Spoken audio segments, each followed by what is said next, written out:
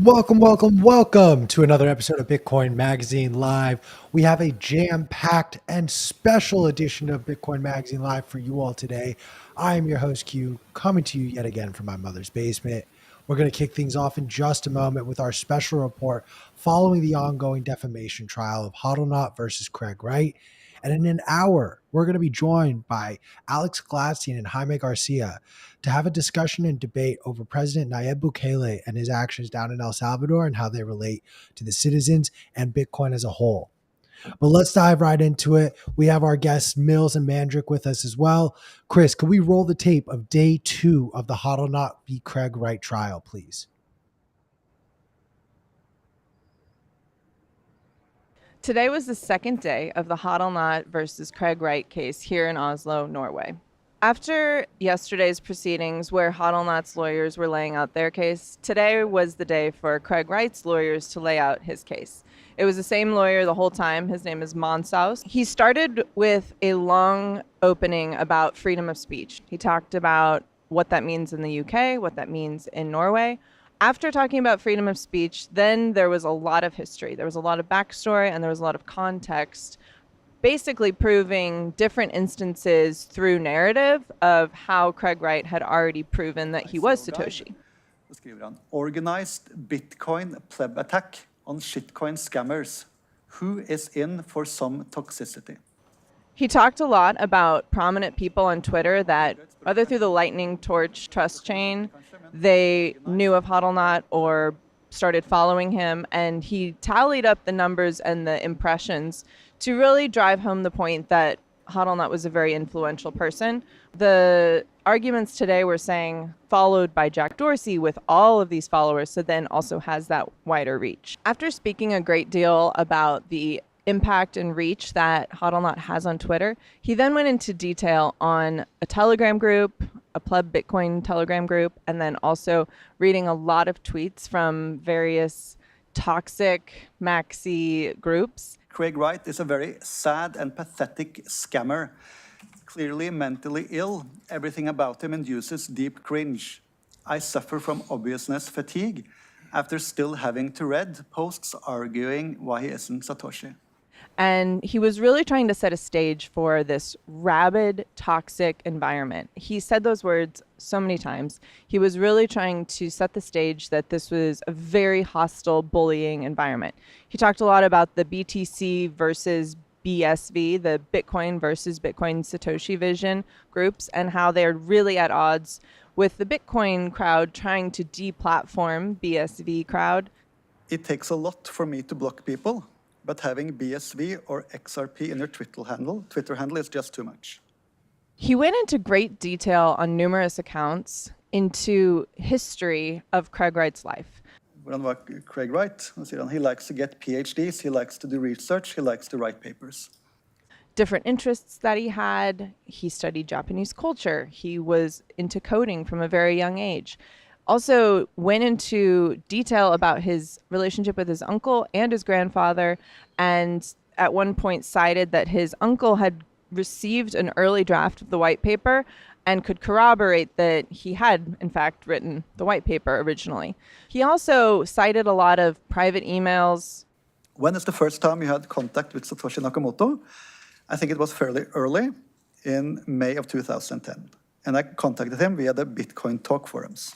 Monsaus was crafting a very lengthy narrative why he could be and how it all kind of made sense that he is Satoshi. He told a lot of stories and he tied it to a lot of familial and personal intimate relationships and really used their vouching for Craig Wright as proof. There was a name that came up a lot today, which was Andreessen. There was more or less a saga about signing with keys that went back and forth.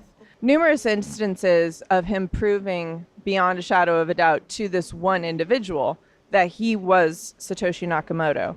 So the witness of Andreessen, it would make a lot of sense. I don't know if he will be on the witness stand, but it would make a lot of sense if he was called as a witness. But they're using all of his vouching as a witness before. He has been a witness in previous cases. I'm not sure if he'll be joining us tomorrow. So tomorrow we will be doing 2 cross-examinations. The first part of the day will be Hodlonaut's cross-examination. The second part will be Craig Wright's cross-examination. We still had technical difficulties today, but we are hoping that by tomorrow we will be able to play the video clips that have now been cited by both sides of this court case. That's it for now. We'll be back tomorrow with a recap of our cross-examination day. Have a good night. And I'm now excited to introduce our guests, our reporter on the ground, Mills, as well as our special guest for today, Mandrik. Mills, how are you doing? How is Oslo treating you at this present moment? It stopped raining, which was really nice. By the time we came out, it was a little blue sky, so that was a definite win. And also, yesterday was a very long, draining day, and I don't know if it was maybe the lawyer or the fact that there were so many unknowns, and now we're kind of in a rhythm. But today went by a lot faster, even though it was all just one lawyer, just the Mons House of Craig Wright's team, but it felt like a third of the length of the day. So still tired. It's been it's a big turnaround, a long day in court, and then you guys are still early in your day, but I'm ready to call it a night for one day. I will always dox myself and say that the 10 a.m. start time for Bitcoin Magazine Live has forever been too early, but I digress. Mandrik, you have been following this case online over the last few days, as well as been an instrumental part during some of the fundraising efforts at BitBlock Boom. What have you been noticing, taking away? Has anything surprised you thus far now that both parties have made their opening statements? Well, my main takeaway also from my mom's basement right now, she has this nice art wall. She really loves to collect Bitcoin art. But no, my main takeaway is that Craig Wright's a fraud. I mean, that's always been my main takeaway. I think that's pretty much the sentiment across Bitcoin Twitter. But no, I mean, overall, I think it's pretty interesting. I mean, I don't know much about Swedish law. I don't know much about UK law, but I hear about it, and I think all the problems that we have in America, and I'm glad our court system's I guess a little bit better with regards to free speech. That's kind of one of the things I take away from all this. It's definitely a privilege that we are often reminded here in moments like this of what we have in this country that sometimes we just take for granted because we never had to fight to protect or think about it really. Mills, I asked you this yesterday, and I want to ask you it again now that Craig Wright's team had the opportunity today to speak. But what were the reactions from the judge? How was this conversation? I know yesterday's conversation was a lot more on establishing the history of Bitcoin. It seems like Craig Wright's team is just, let's establish the history of Craig Wright. That's a very succinct way to put it. I definitely I don't know if it was an hour or a little bit more, but Craig Wright's lawyer spent a lot of time today establishing freedom of speech and almost what that is and how we should use it, how we should steward it, and not, basically making sure that there's a responsibility attached to it. Just because you can say something, is it for productive debate? And went very much into the deep theory of what is freedom of speech truly, because the legislation in the UK does not match with the Norwegian legislation. So there's much stronger grounding, I know I've said this yesterday, but for free speech within Norway. So this case really is the freedom of speech and also the degree of defamation. And it's kind of, that's where the judge has to really figure out, okay, well, if this is serious defamation, that is hinging on whether Craig Wright is Satoshi Nakamoto. And within that, it was cool to see, we had only really seen the judge reacting to Hodlonaut's lawyers.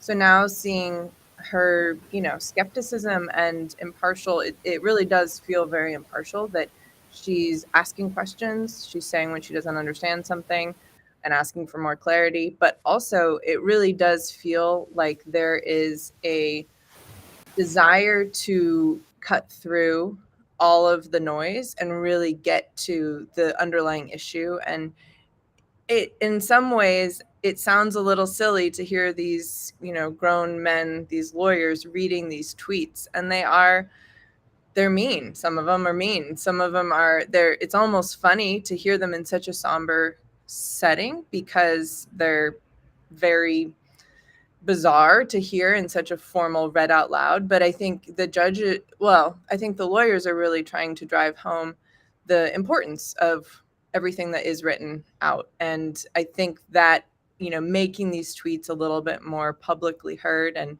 bringing them into reality rather than the, just behind the keyboard. And that was one of the big arguments, that because Hodlonaut has been a pseudonym, there's a big push of he should not be allowed to be behind the keyboard, to hide behind.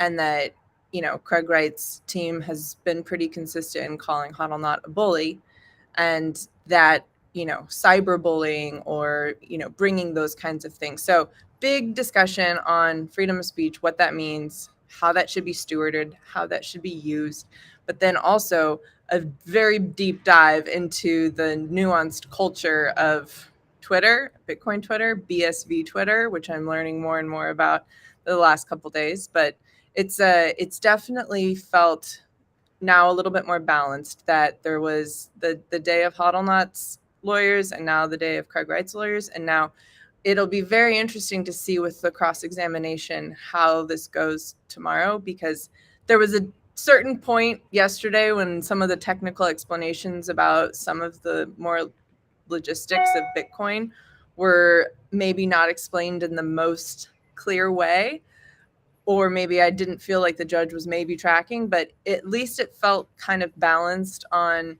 even explaining that, Craig Wright does not believe that BSV is actually a fork, but that it's the true vision of Satoshi. So a lot of nuance, a lot of things. Sorry, that was a ramble. I think I answered your question.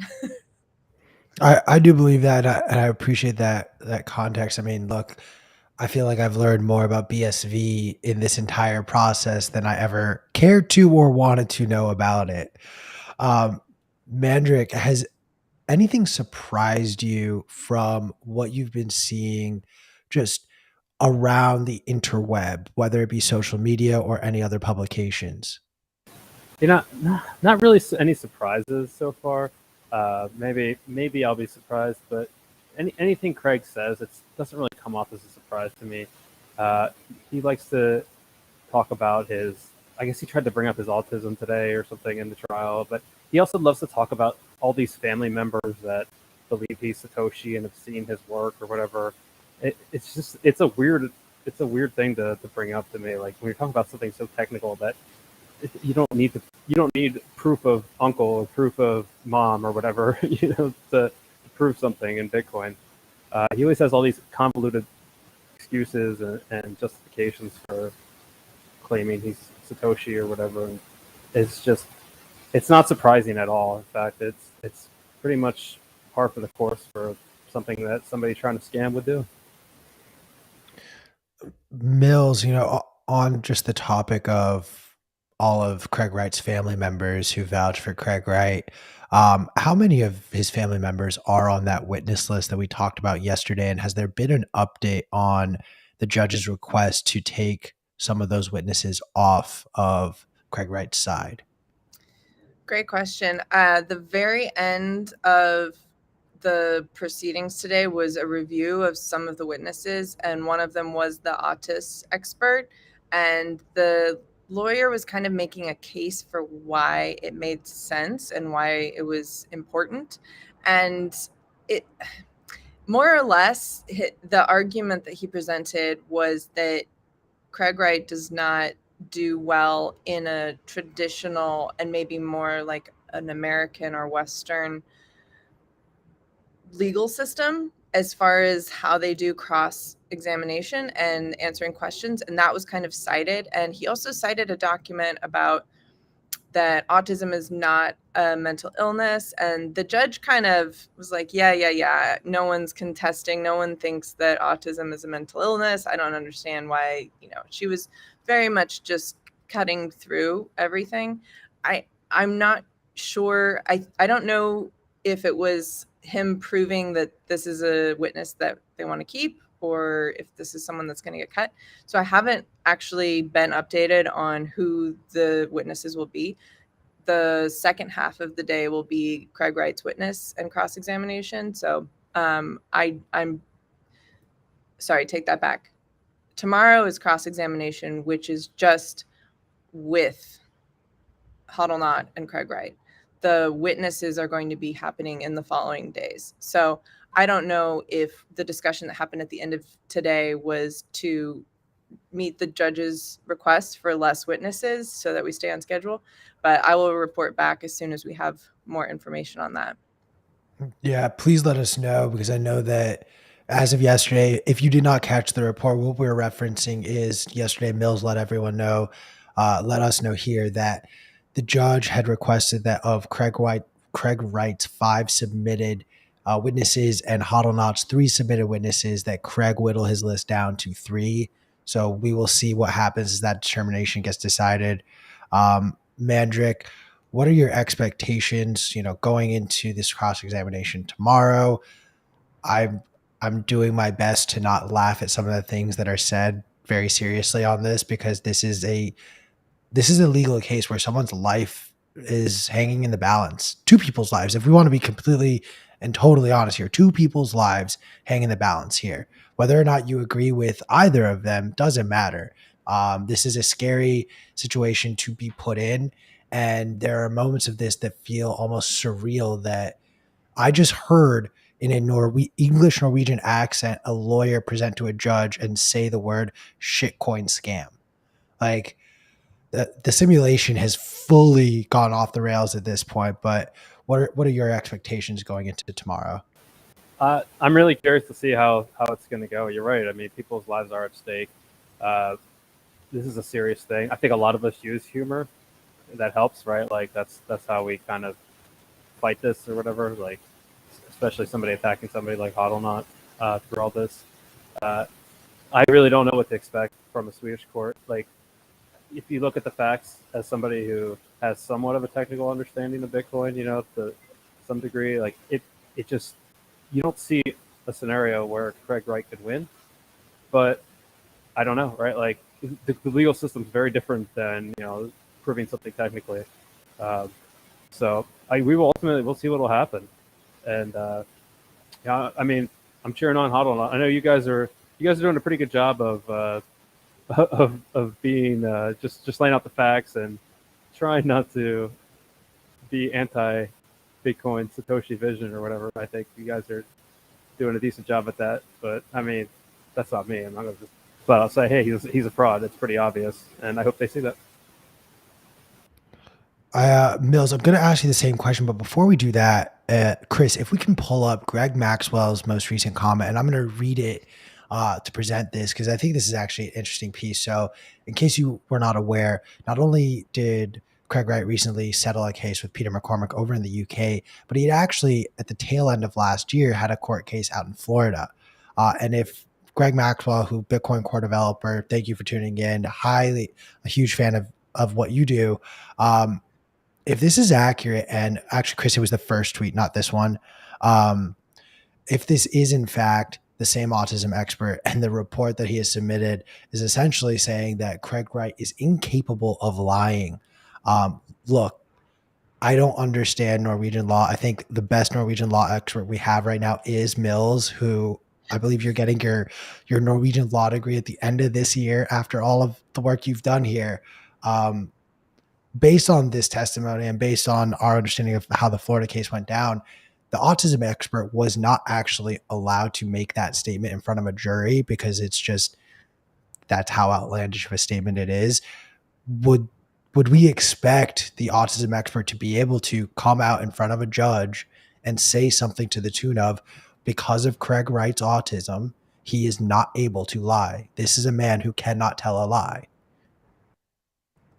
I mean, that's a great question. I know, we're not actually allowed to film the autist expert, which is one of the few exceptions where we have to turn the camera off in the court, which asks a lot of questions just in and of that provision, but I don't know. That seems like a huge statement, truly. I'm not sure. I feel very certain that what I've seen of this judge the past 2 days, she's sharp. She's really paying attention to the nuance, and she's reading people as much as she's paying attention to the facts and how they're presenting everything. So even in her pushback a little bit to the necessity of having an autism expert, seems like she's not just going to you know be taken on a ride. I think she's going to cut through it, but I honestly, great question. I have no idea. And I think I have a few more years before my Norwegian law degree. I just need to learn the language still. That is one thing, everything that I was tweeting out today, I was doing my best to stay impartial and also running it by our Norwegian translator, because while everything that I was listening to through the headset is being translated by the court translators, it's also very nuanced in the word choice and in how they're saying it. And so I had at least someone else to corroborate, and we've been doing a transcription throughout the whole trial, time-stamped, so that as we're doing, our edits and also looking back at the whole argument to be able to find everything. So sometimes, there was one tweet about, there was an acknowledgement that some of the documents were fraudulent, and that was actually confirmed by Craig Wright's lawyer. And I had started tweeting it, and I had to catch myself thinking, I'm repeating this, and this is what I heard and has been said, but was this what was communicated? And then it was actually confirmed within the court as well. So it's been a little bit of a wild trying to be very impartial, and even coming from an obviously biased standpoint where I knew about this case from one direction. And so now trying to stay on the reporting and not the editorializing, it's a challenge, but it's very fascinating to see. And as you guys both mentioned, there are lives at stake. There are family members on both sides that are sitting in the court. There are a lot of reporters, yes, but this is people's real life, and this is a very intense and trying situation for sure.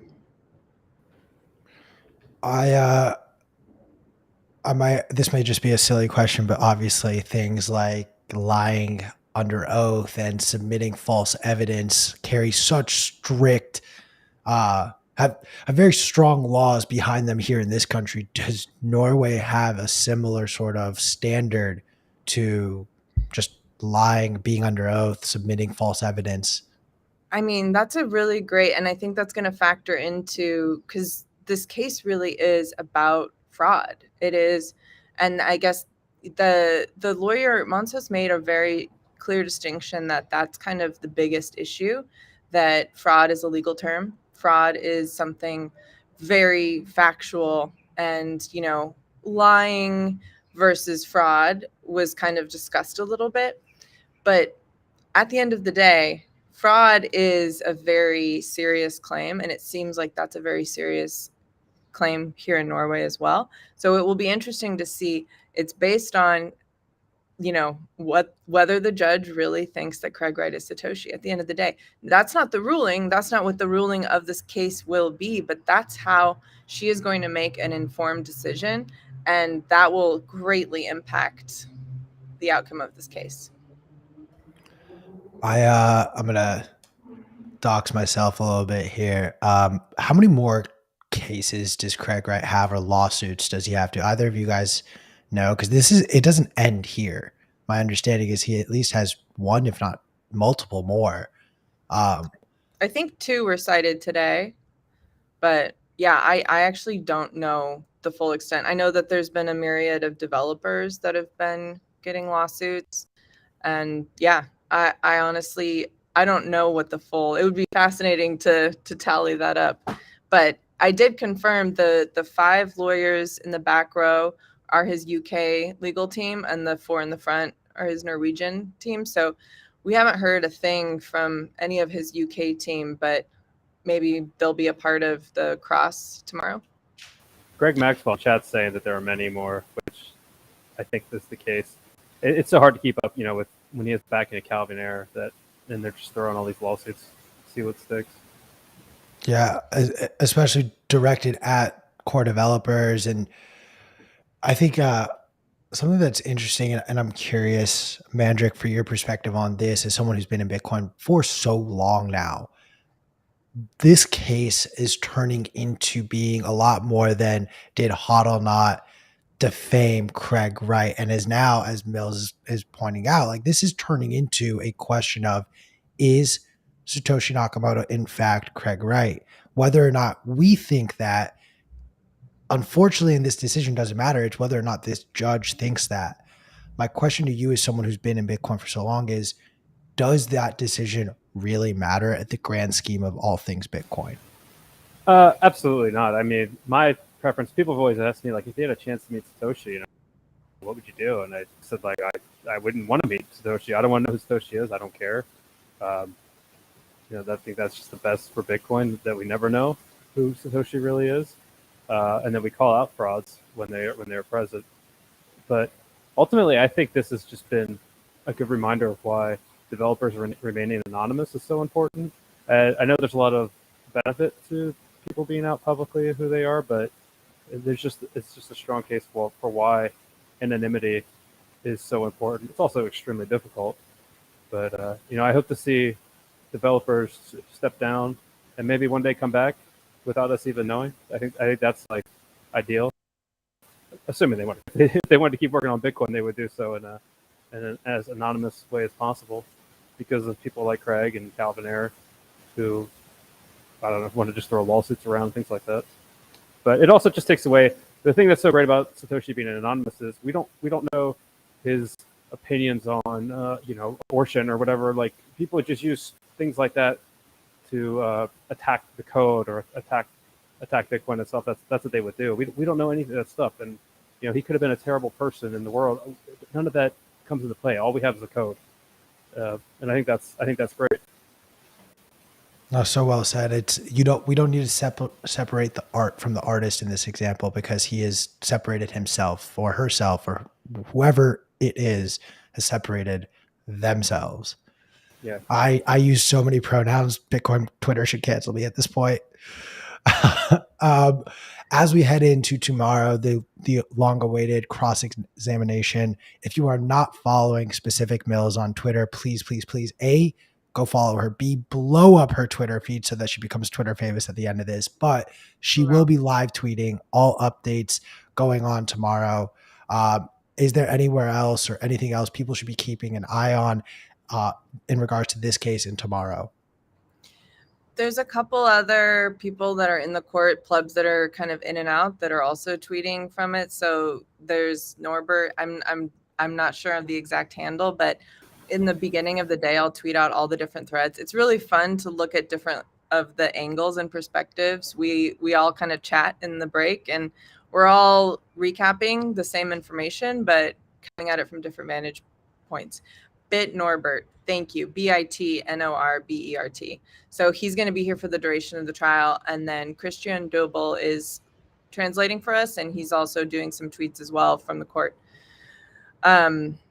That's also Defending BTC has been a pretty good catch-all for a lot of the different supporters of the Hodlonaut side specifically. So Defending BTC on Twitter and defendingbtc.com also has the fundraiser information with OpenSats, Legal Defense Fund, and has a pretty good catch of kind of everyone that's been very active within the Hodlonaut case.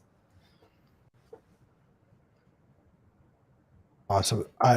Seriously, thank you, Mills, for being our boots on the ground on this. Mandrik, thank you for joining us. You guys were instrumental in the BitBot Boom stuff. I know that there's a lot of Defending BTC stuff. I don't know if we wanted to discuss that before we wrap here. Yeah, Mandrik was 12.9 and 13 million sats per tray of baklava. Yeah. Is that right? We did a I didn't even realize there was a fundraiser, an auction happening for fundraiser at BitBlock Boom. I think I did, but I just forgot about it. And we were Mills, you and I were just sitting there talking. It was either the night before or the day before, or the afternoon before, whatever. It was sometime that week, and you'd mentioned it. You're like, "Oh, do you want to auction off some baklava?" And I was like, "Yeah, sure, why not?" And for those that don't know, my entry into Bitcoin was in late 2011. I sold a baklava to Roger Ver for 14 Bitcoin. So it was around, like 3 or 4 Bitcoin, or that was that for shipping, just to give you an idea of the price of Bitcoin back then. But so yeah, I guess the baklava is kind of famous. So we auctioned it off, and we raised, about a quarter of a Bitcoin, which was insane. It was about $5,000, which is the most in U.S. value I've ever sold baklava for. That's kind of crazy. Not the most in Bitcoin, but still, that's insane. And I'm so glad it went to Ray Calls, and that surprised me. I was thinking a couple $100 per tray or something, but no, it went for a lot. The auctioneers were spot on, though. Let's be real. Yeah, Matt O'Dell and Justin yeah. Moon really knocked it out of the park with their auctioneer ability. But I did trick I said we only had 1 tray, and they were fighting for it. And then when it was over, I was like, okay, there's actually 2. And then Matt just swooped in, and he's like, okay, you can rug your friend, and you can get a tray for 12.9 million sats. And it was great. It was a good teamwork there between Matt and I. That there's actually 2. We'll just auction off 1. We'll see how much it goes for. Well, thank you for that. What an incredible story. And Mills, again, our hats off to you. Thank you for leading this charge and being our boots on the ground. Looking forward to all of your reporting via Twitter overnight while I'm cushionly asleep in my bed, very comfortable. And I will look forward to the recap video tomorrow as well. You got it. Thanks for having us, Q. Thanks, guys. Thank you for joining. We're going to cut to a commercial break here, but I want to remind everyone we are going to have the great debate between Alex Gladstein and Jaime Garcia to discuss Nayib Bukele and El Salvador and their stance on Bitcoin and how Bukele has handled just his presidency.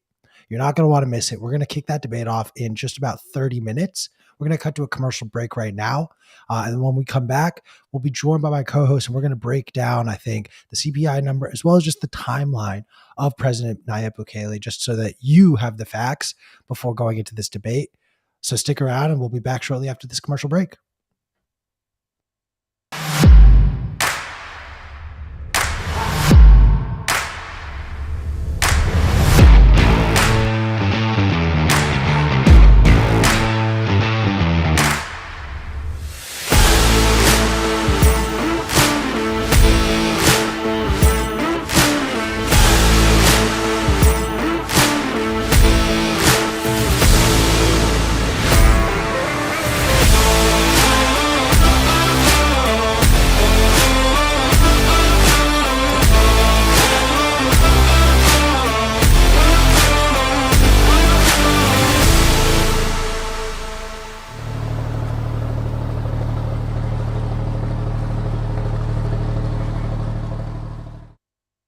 You are listening to Bitcoin Magazine Live.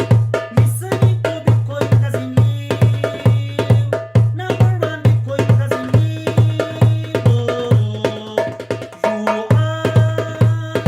listening to Bitcoin Magazine Live. Listening to Bitcoin Magazine Live. Number 1 Bitcoin Magazine Live. Samba.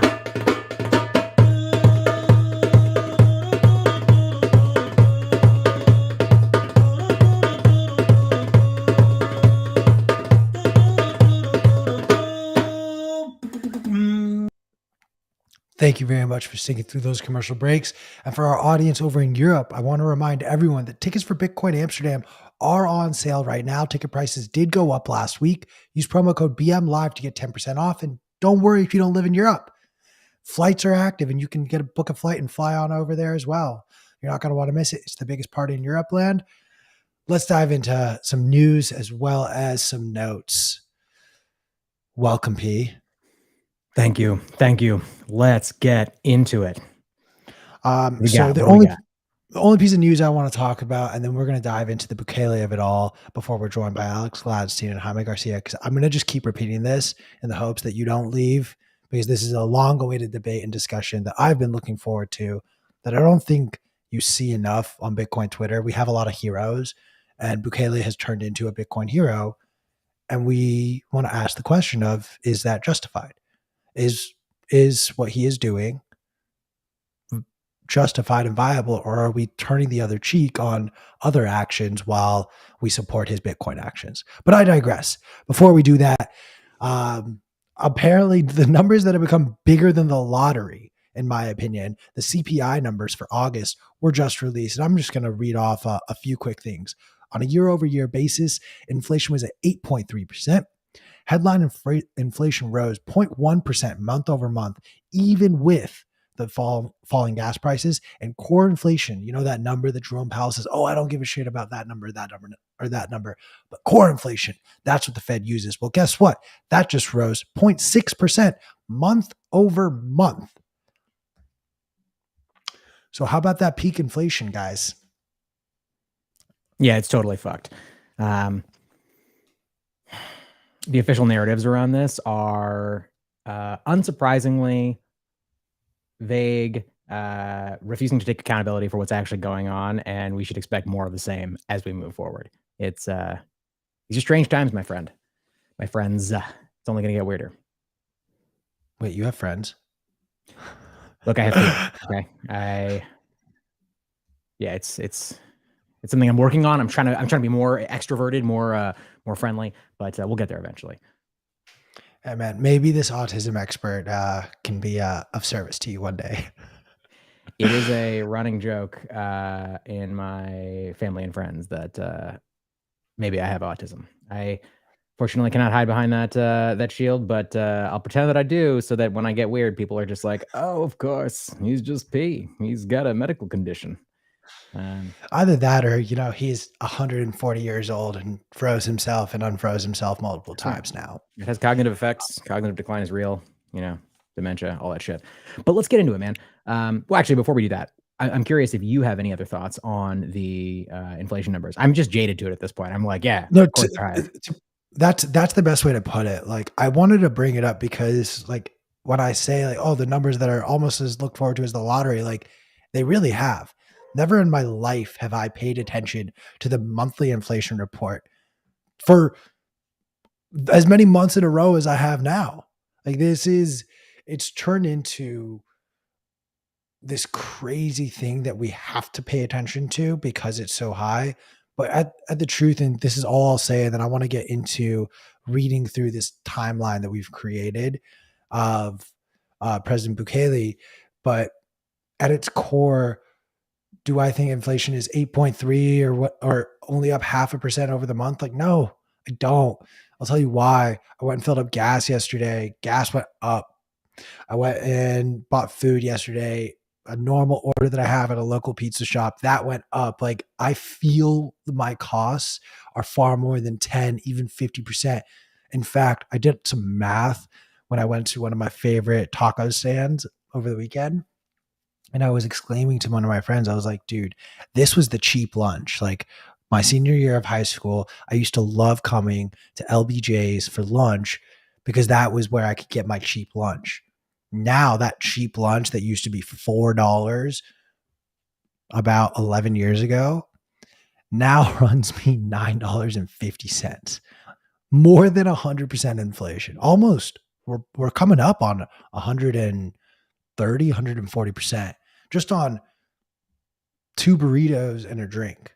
Like, wild to me that we're going to sit here. Someone will look at me with a straight face and tell me, oh, we've had 2% inflation based on the rule of 72. That means prices will double every 36 years, when in fact the price has more than doubled in 11 years time. So I digress. We're talking too much about inflation. The point I wanted to make is these numbers are out. Pay attention to them if you want. The core inflation number came in hotter. Expect next week to be a lot of bloodshed coming out of the FOMC meeting. But let's dive into President Nayib Bukele. And what we're going to do right now for the next 20 minutes roughly is P and I are just going to share a timeline of who Nayib Bukele is, when he came into power, certain things that happened either before or during his presidency that you may hear brought up in this debate that we're going to have kick off in just under 20 minutes now.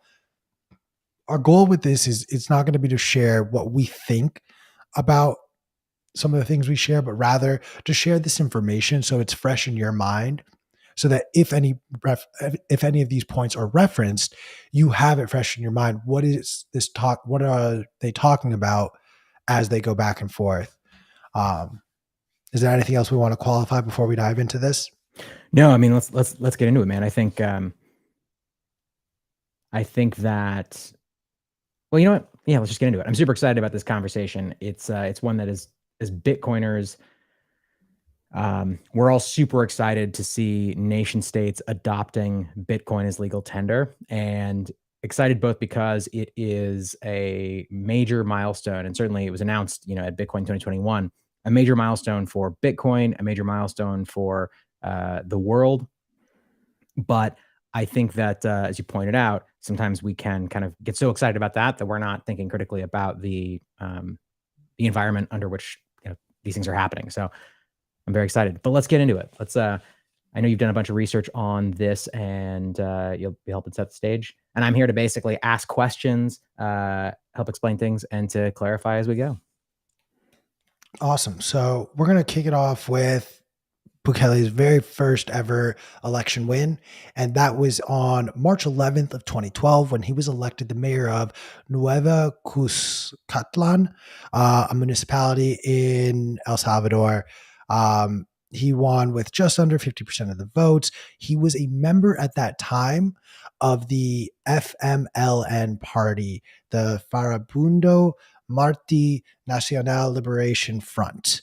We're going to call that party the FMLN. And it is important to note that El Salvador, especially in recent history, has had two main political parties, the FMLN and the ARENA parties. So these are the two main political parties.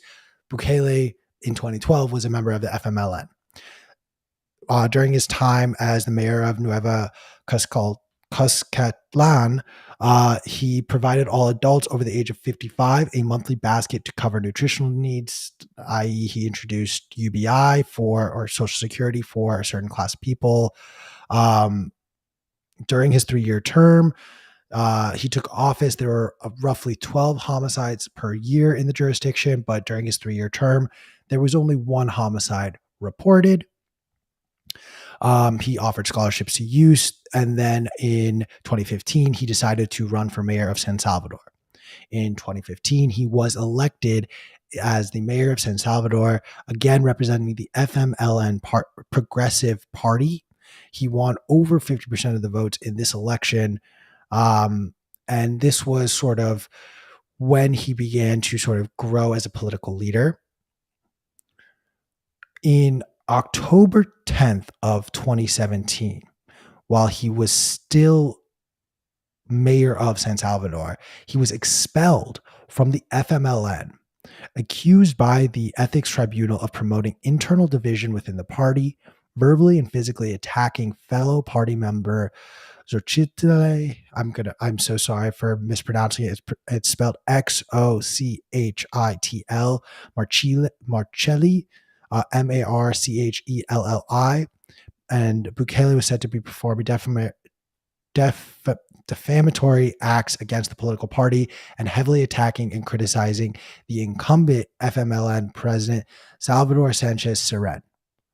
Bukele did not attend his hearing by the FMLN, dated for October 7th, 2017. He was then subsequently banished and expelled from the party. Then in the following election, the FMLN lost 20 different municipalities as well as 8 seats in the Legislative Assembly in that following election in 2018. Now, some political experts have marked and speculated, saying that these losses were in part due to the expulsion of Bukele and the FMLN. Now, he being Bukele, did not necessarily take this expulsion and say, all right, well, that's my retirement from politics. In fact, he had been expressing his desire to run for president of El Salvador leading up to his 2020 or 2019 presidential campaign. What he had done originally was he established a new political party called the Nuevas Ideas, New Ideas, with the goal of making it a political party where he could run as a candidate for president of El Salvador.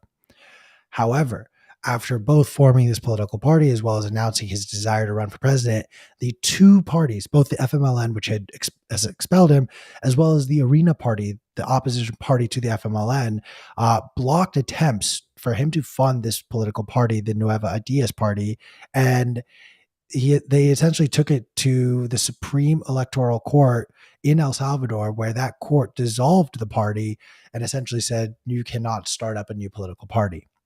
As a result of this court's decision, Bukele joined the center-right Grand Alliance for National Unity, the GANA party, to mount his presidential bid. Bukele ran for president leading up to the 2019 presidential election, where he was elected and confirmed. It was announced that he had won the presidential election on February 3rd, 2019. The challengers from both the Arena Party as well as the FMLN conceded defeat on this day. He won 53% of the votes for president, eliminating the need for a runoff election by winning a 50% majority, and was the first candidate to win the presidency since the end of the Salvadorian Civil War who did not represent either of the two major political parties. So we've now established, I think, the pre-presidency Bukele run-up to him obtaining his power. P, are there any questions, anything we wanted to highlight? Did I skip any of the bullet points? No, man, I think we're good. Let's keep going. Cool. So Bukele assumed office on June 1st, 2019, and he announced a cabinet of 16 people made up of 8 men and 8 women who are meant to serve until June 1st, 2024.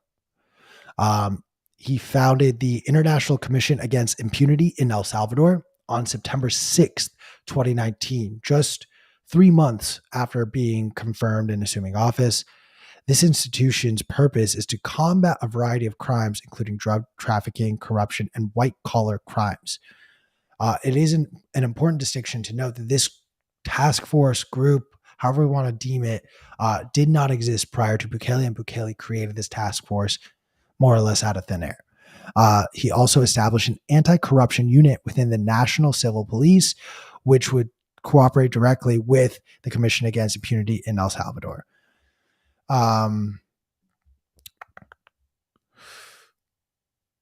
No. Okay. And then during this process, as Bukele is raising up to power, there were some reports coming out of the United States that some of his ministers and aides have been corrupt.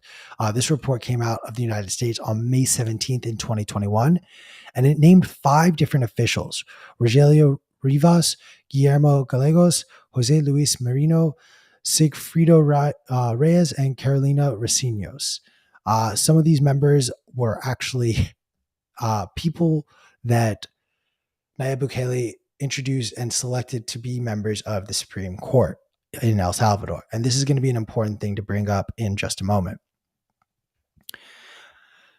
In February of 2020, Bukele wanted to secure a $109 million loan from the United States to increase funding in the Territorial Control Plan. His plan was opposed by both of those political parties, Arena and the FMLN, citing that his previous policies regarding law enforcement had increased militarization of the National Civil Police. Bukele rallied supporters to call upon the opposition to approve the loan, and on February 6, 2020, Bukele invoked Article 167 of the Constitution of El Salvador, calling on the Council of Ministers to convene in the Legislative Assembly on February 9th, 2020. When the meeting was supposed to occur, Bukele ordered soldiers into the Legislative Assembly to intimidate legislators to approve the loan.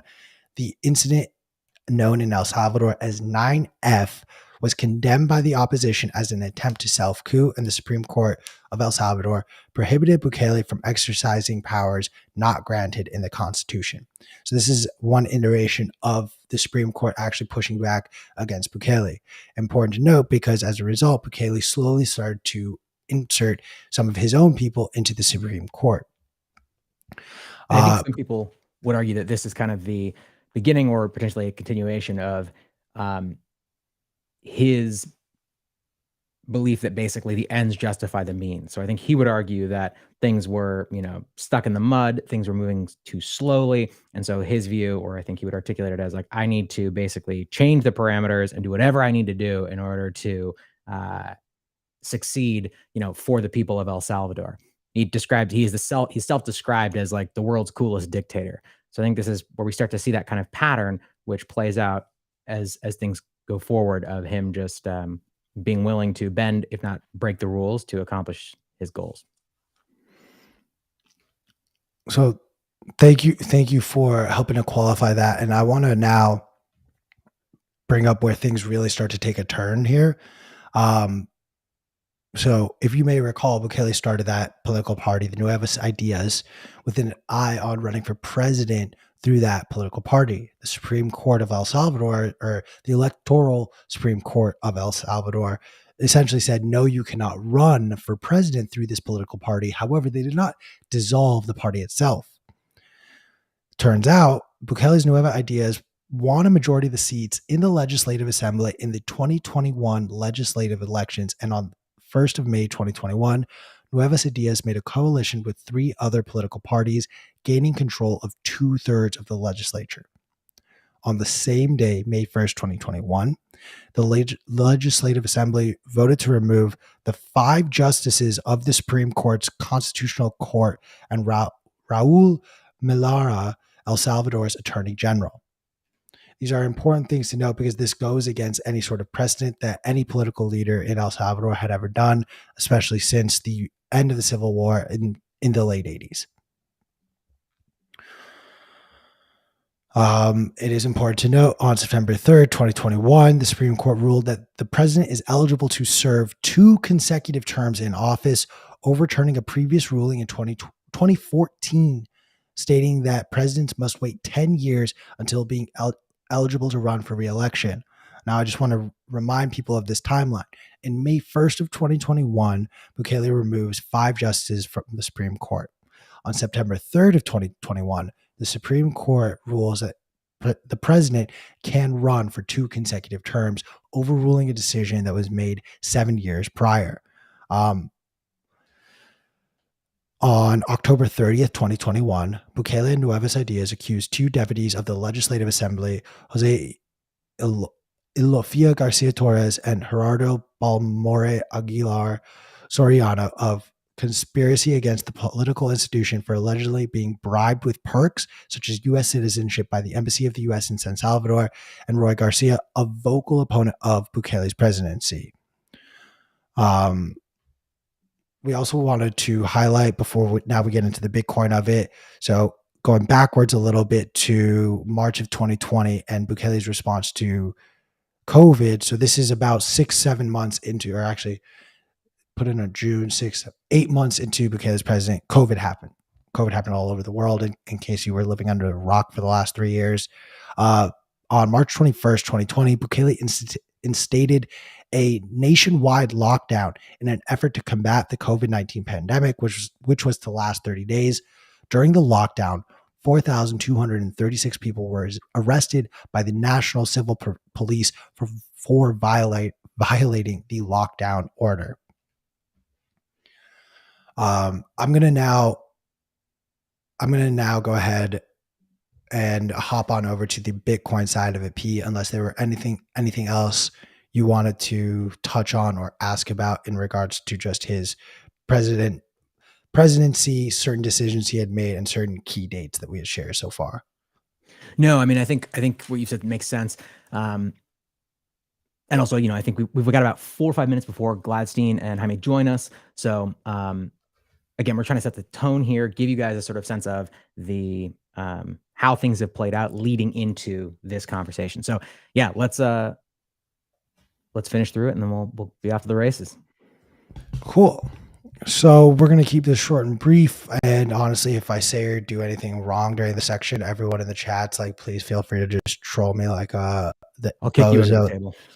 Yeah, please definitely do that. So 2019, an experiment began in El Zonte when Mike Peterson and Bitcoin Beach essentially the now known as Bitcoin Beach, received a heavy donation in the form of Bitcoin. They transformed this sort of project into the now known as Bitcoin Beach, and Bukele and his team saw the burgeoning economy coming out of there. In the summer of 2021, Bukele's brother famously reached out to Strike founder and CEO Jack Mallers to get a better understanding of Bitcoin and how they could potentially be using Bitcoin in the country.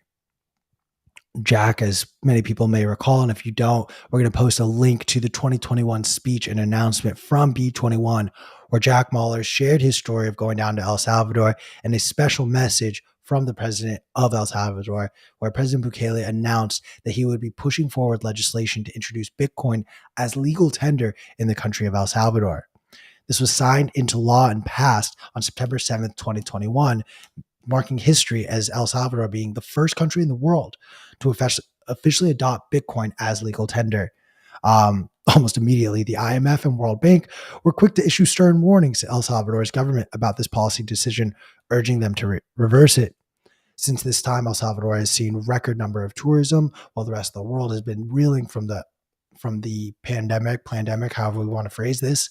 And we're seeing El Salvador's economy continue to grow as a result.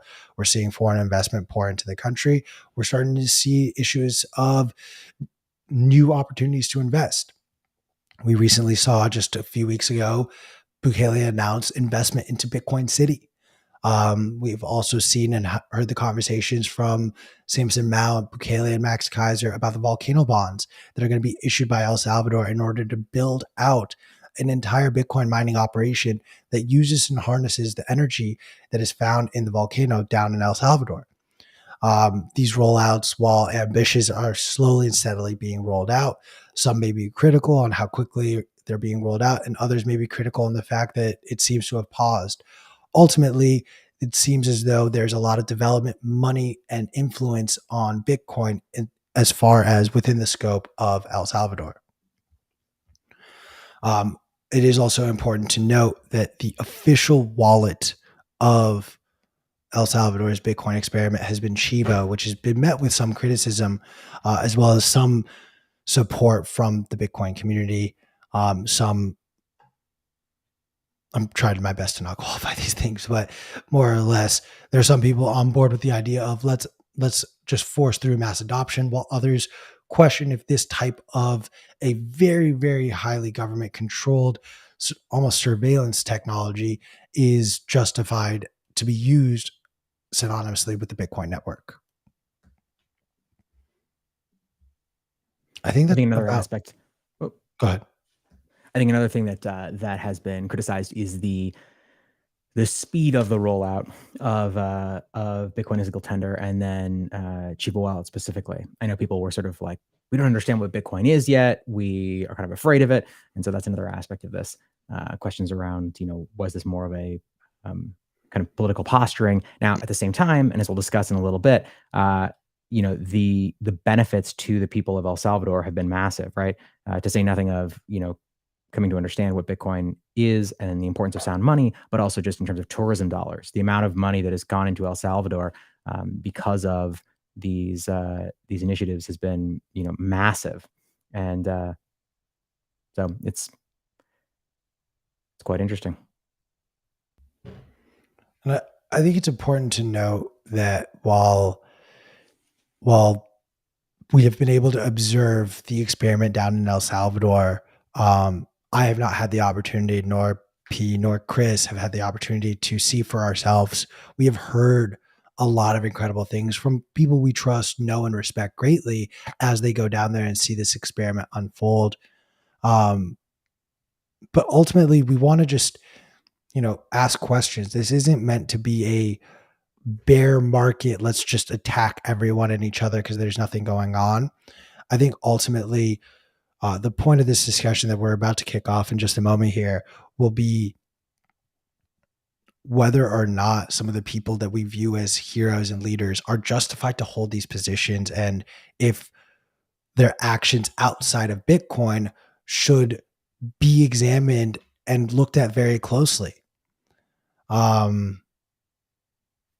Do we have our guests now? We do indeed.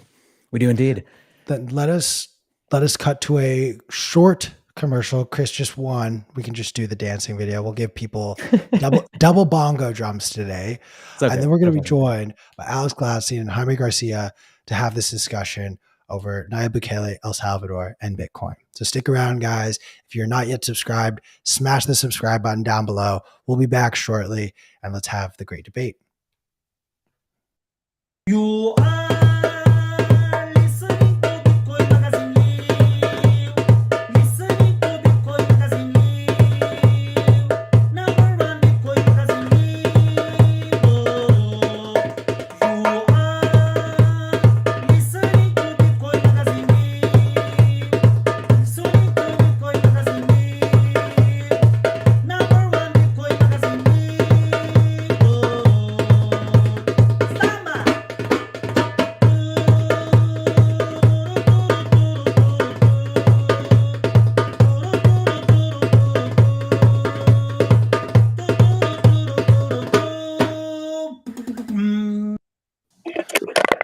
Welcome back, and thank you for sticking with us for the first hour of today's episode.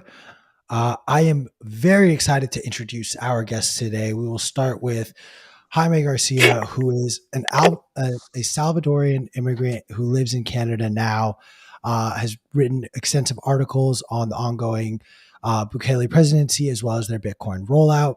He currently works in, oh my God, it starts with an I and I cannot think of the word. Jaime, save me for the love of God. Oh my God, you told me this morning. Yeah, no worries. I work for an insurance company up here in Canada. Just a regular pleb. Just a regular Joe, earn money and pay for my bills and save some sats if there's any left over at the end of the month. And on the other side of the conversation, we are joined by the Chief Strategy Officer of the HRF, who's written countless essays about how Bitcoin is helping people today, right now, even though it may not necessarily be in the forefront of how you can use it, as well as the author of just required reading for everyone in the Bitcoin space. Check Your Financial Privilege. Alex Gladstein, Jaime, thank you both for joining us today. Welcome to the show. Thanks for the invite. So I wanted to start by giving you each an opportunity to just sort of have an opening remarks about this conversation to establish sort of what side of the coin each of you guys will be discussing.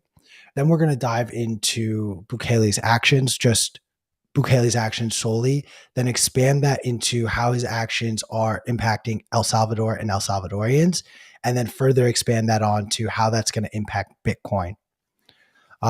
Alex, we will start with you, please. You're muted.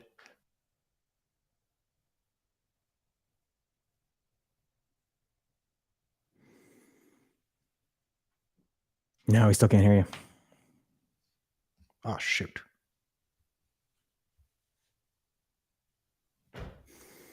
Well, should we shift over to Jaime first? And we'll go. Jaime, it looks like you're going to make the opening statement first. Then sorry about that. Yeah, thanks. And, for me, I'm hoping rather than this being a debate, it's more of a conversation, a dialogue.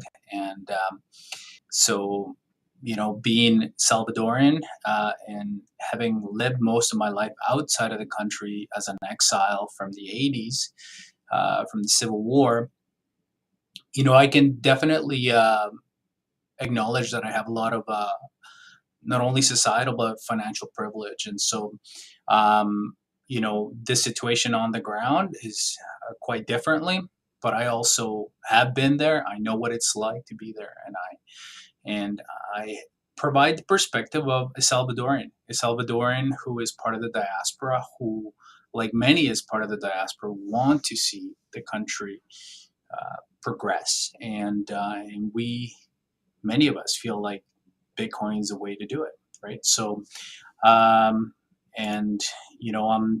looking intently into the developments of how the country is tackling security, individual freedoms, financial freedom. And for me, I'm not like some in Bitcoin Twitter claim not a statist.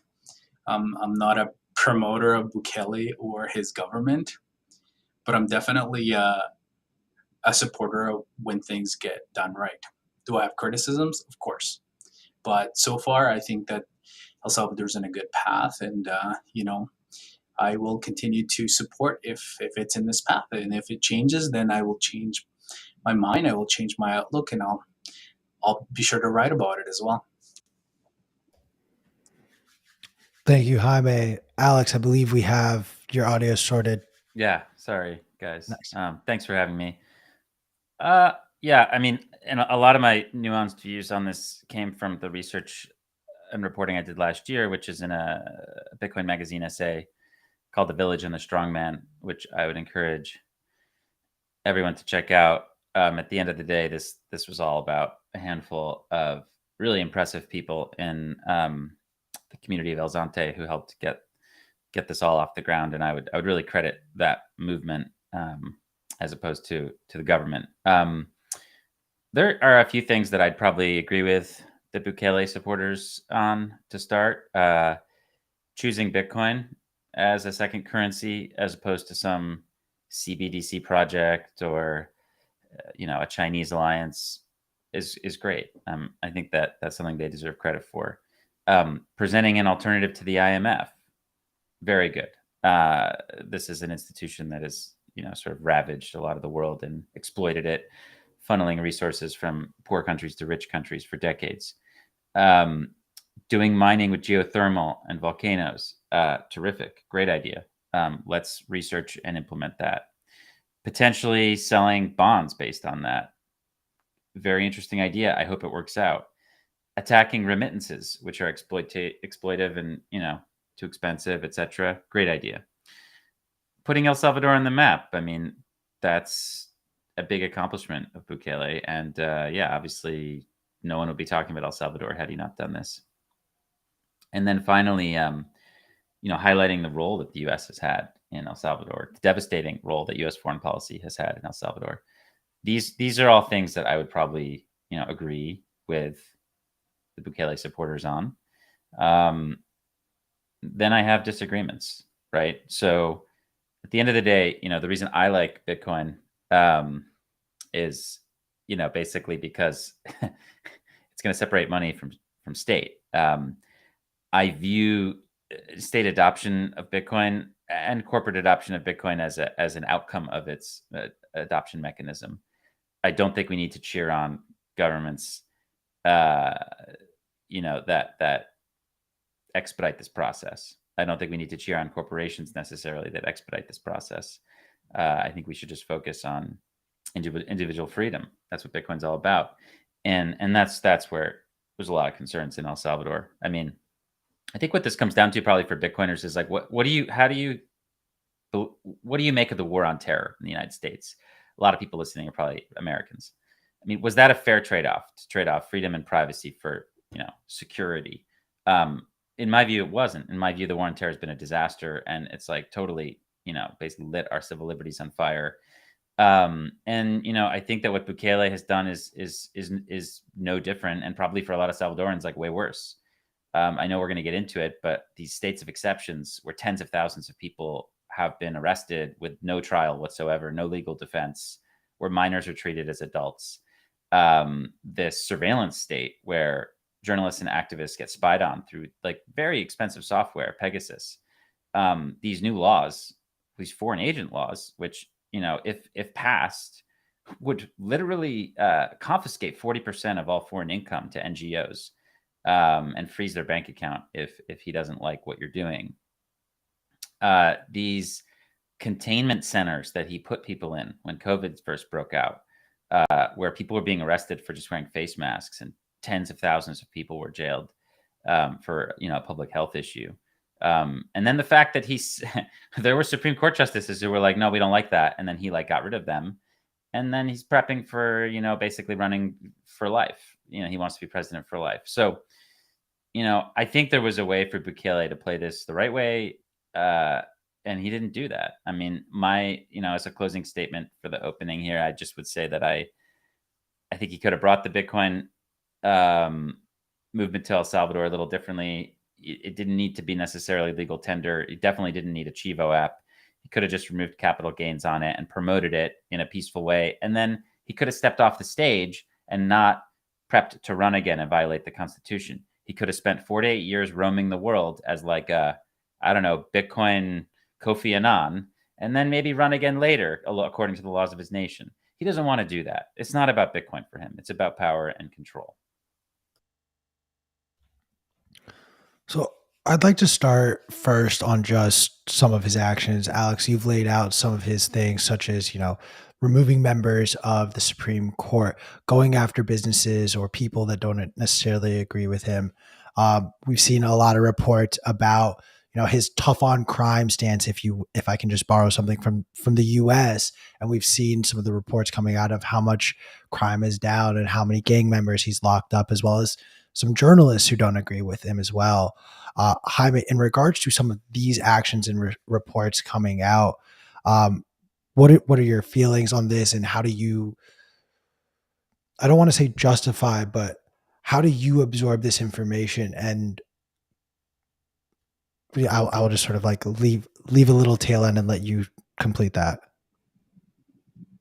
Well, let me just begin by saying that I acknowledge and some of the things that Alex has said. I think that we are in agreement with the first set of his list. I think where we're probably going to disagree a little bit is in terms of the embellishment of some of the wording that he's used to actually describe some really complex events that have happened in El Salvador, and reduced to talking points by mainly his opposition, right? And one of the things that I think a lot of people don't know in El Salvador is that the vast majority of media is actually controlled. And if we're going to talk about, Bitcoin terminology, it's centralized among the ruling elite, the entrenched ruling elite, as Alex calls it in his book. And they use it as a mechanism to sway public opinion, especially when they see that their interests and their property and their business and so on are threatened. And so what happens is that when they're the ones controlling the narrative, especially towards international audience, then that's kind of what we hear, and we get reduced to these shocking talking points, and of course, the moniker of dictator and so on. The reality is that for most Salvadorans living in the country, what they have experienced is drastic reduction in insecurity. Extortion has decreased significantly. People can go out and enjoy the country, which is a beautiful country, and so on. So I think we have to be careful, because not the entire story is being told. Alex pointed out a long list of things. It's difficult for me to address all of them, but I can just address the one piece, which is like a lot of these points are being advanced by traditional mediums, but traditional papers, traditional channels in the country, which are all either foreignly funded with no actual local subscription, therefore not independent at all, as they claim.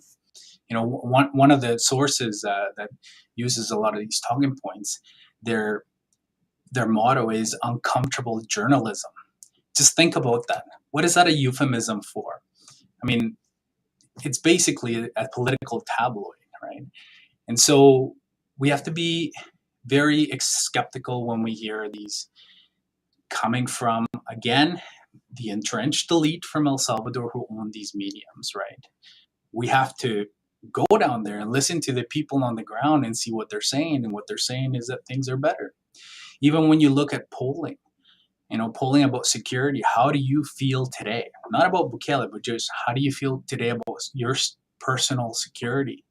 It's much better than it was before. So there is a tangible improvement in the country's safety and security, which is essential if El Salvador is going to attract their diaspora, people like me and my family and others, as well as tourists and Bitcoiners and people who want to invest in the country. Jaime, could you, not without going into a full history lesson here, but could we get a quick little rundown of the civil war in El Salvador from the 80s and sort of how that led to the two-party system that somehow, some way, Bukele was at one point involved in, and whether you agree with the way he came up, was instrumental in my opinion, of tearing down this two-party system and introducing a legitimate third party. Could you walk us through just a little bit of that?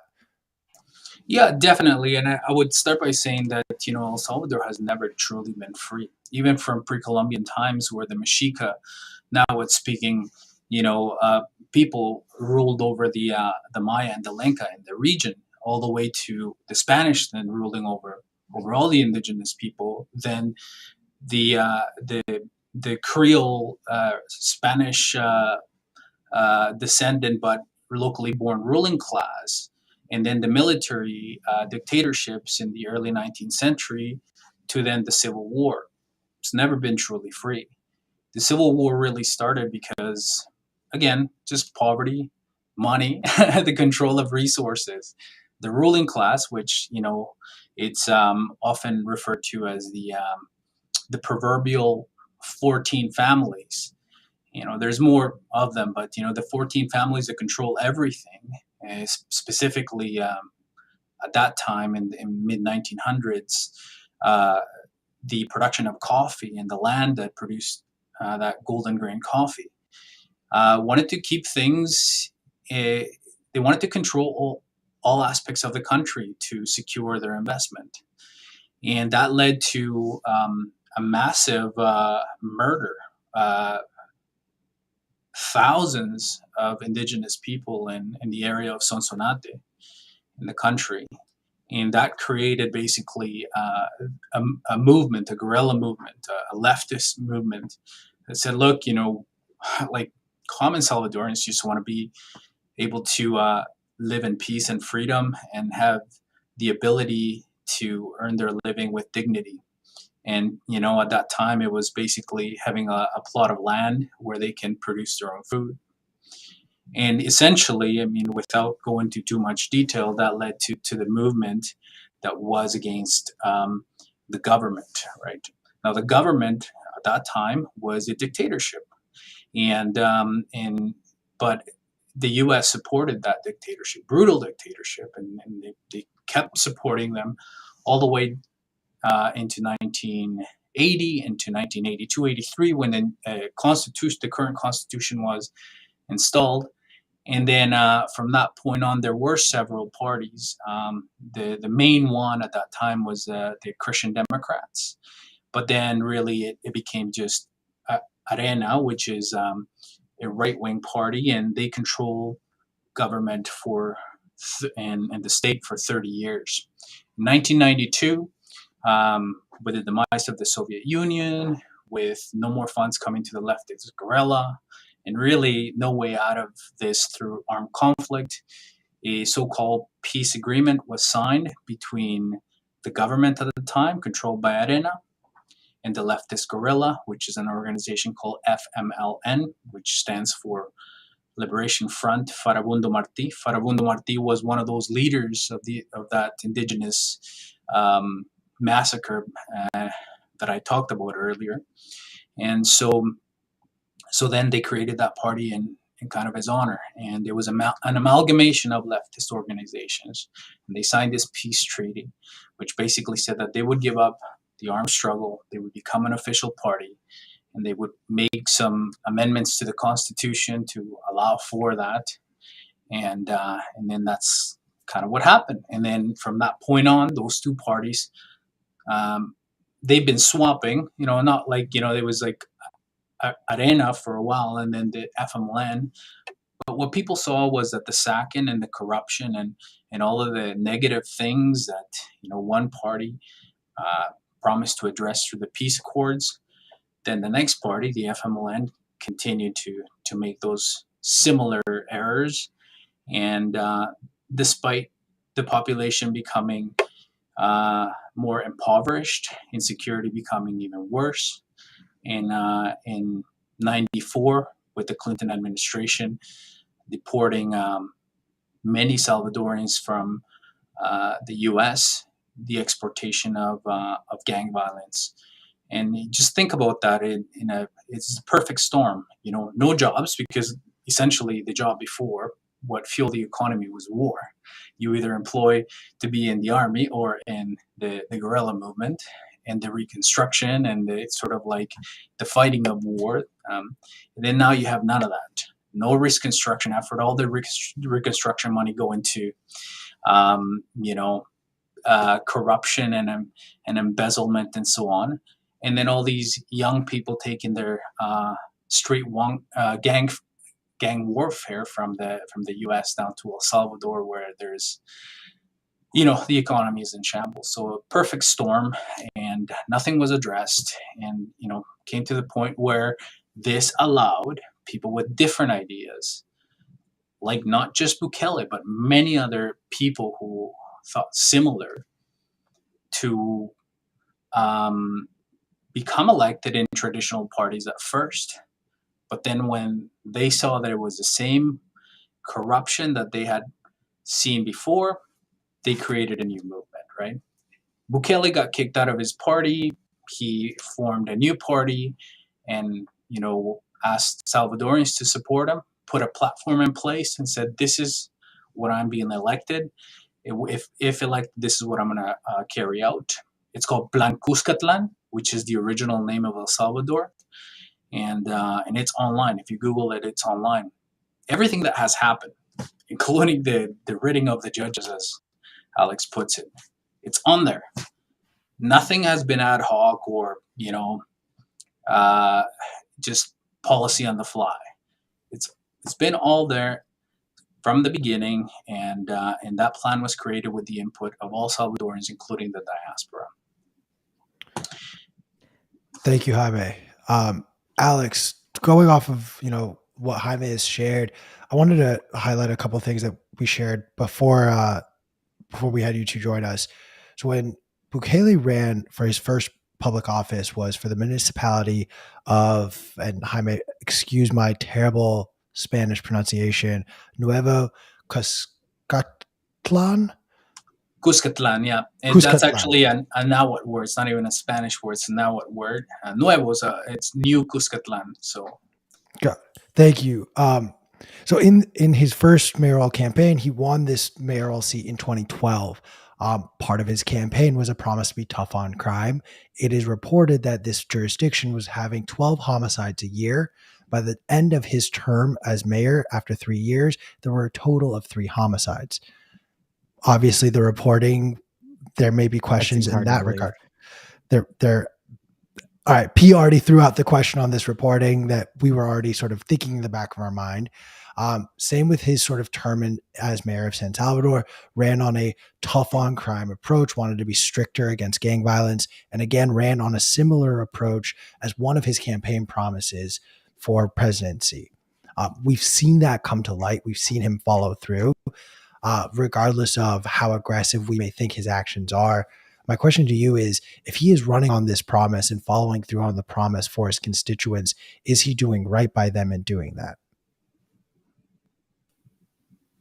That's for me. Or for, yeah. Okay. No, that's for you, Alex. Yeah. Well, I mean, I'm probably obviously the wrong person to ask. I'm biased. I'm a civil liberties activist. I don't think it's ever acceptable to strip civil liberties from the population. There's no condition,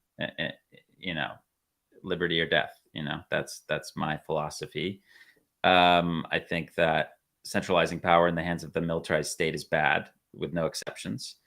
When it comes to the Salvadoran specifics, I mean, clearly gang violence was down before Bukele took power. Clearly it went down a lot more while he was in power, both at the local and federal levels. I don't know exactly, what you want to attribute to that. Clearly a lot of it is the fact that he's been hyper aggressive about jailing massive amounts of people without due process, and this creates like a fear state among anyone who's like thinking about causing trouble. This is what they do in China, of course. I think part of it is also the fact that he collaborates with the gangs. So, and I'm not necessarily opposed to that, but it just should be said that it's well documented that they even call him Batman. Like they have a word for him that like in all their private communications. So, if you are only concerned about homicide rate, if that's your concern, then yeah, you should. Then I would expect you would be totally cool with a totalitarian police state, and you would give up anything to get there. But that's just not the view that I have, and I don't think that's the view that a lot of Bitcoiners have. I don't think that's a view that a lot of Bitcoiners have. I think that they would prefer a smaller state. I think that they would prefer less states of exception. And just to give some details here, just think about this carefully and compare it to what you have in Canada, perhaps even, where we've seen a decline of democracy, arguably there too, and certainly in the United States, especially post 9/11. But let's just consider a couple things. So in this state of exception, the detainees, like if you're like picked up off the street, you don't get a legal defense. There's no like entitlement for that. The right for group people to gather in groups of more than 2 was suspended. So you couldn't even gather with like 3 or 4 people on the street without that being probable cause for being arrested. The minors being tried in adults thing is just crazy to me. I think that the fact that also that the news outlets were blocked from reporting on this, and you could get 10 years in prison. You can get 10 years in prison during a state of exception in El Salvador for writing something that could panic the public, right? And again, just to reiterate that more than 30 journalists and activists like who were the most problematic for the government, had their phone infected with Pegasus spyware, so they were being monitored closely. All of this, in combination with the numbers, the sheer numbers, more than 50,000 people have been arrested in this like war on the gangs. That's even more than the 30,000 or so that were arrested in the war on COVID, right? So you've got this strong man who's, I don't know what the next war is going to be. War on COVID, war on gangs, God knows what'll be next. They tend to like to frame things in a very dire kind of warlike kind of linguistic framework. This is what they prefer to do, to basically try to blame anyone who opposes them as being weak or soft. This is what they do in America too. I mean, especially at the local level. I know people listening must know this. You've got these self-righteous police chiefs and governors and state reps, and they want, if you stand up for civil liberties and say, well, maybe we shouldn't arrest everybody, they'll say, oh, you're being soft on crime. This is like a classic thing in government. And I just think it's excessive and it's bad. I also wanted to go into the COVID stuff. Like, I would imagine that most Bitcoiners are relatively skeptical of government overreaction to the public health issue of the COVID virus. I mean, what Bukele did was literally crazy. I mean, he had more than 10 tens of thousands of people detained. Again, totally like this wasn't constitutional. And the Supreme Court justices, again, who pointed this out, were then later fired. I mean, he had people in like containment centers. Of course, this has been totally flushed down the toilet and everybody has forgotten it and pretended it didn't happen.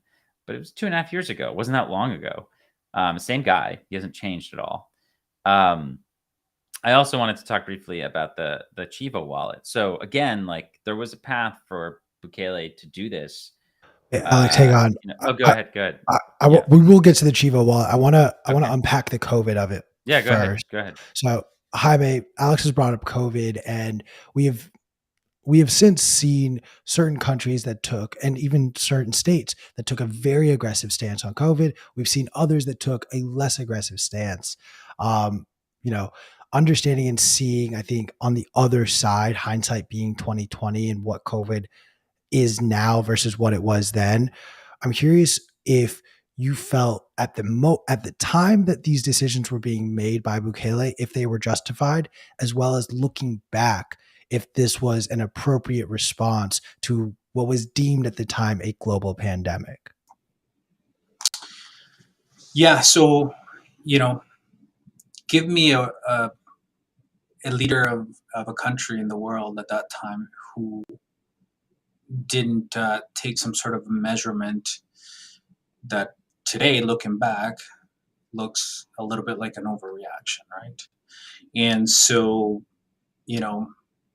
um, I would say that in large part, I would not disagree that having the benefit of looking back, there was probably better ways to do it.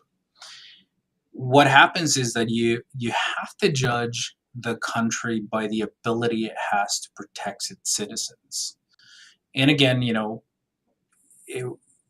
I know that Alex is very concerned with the rule of law. The Constitution of El Salvador states that the primary function of the government and of the state is to look after the life of Salvadorians. That is the origin and the end of the entire purpose of them, right? And at the time, taking advice from the World Health Organization, from their own medics, not knowing what we know about COVID at the time, they reacted that way.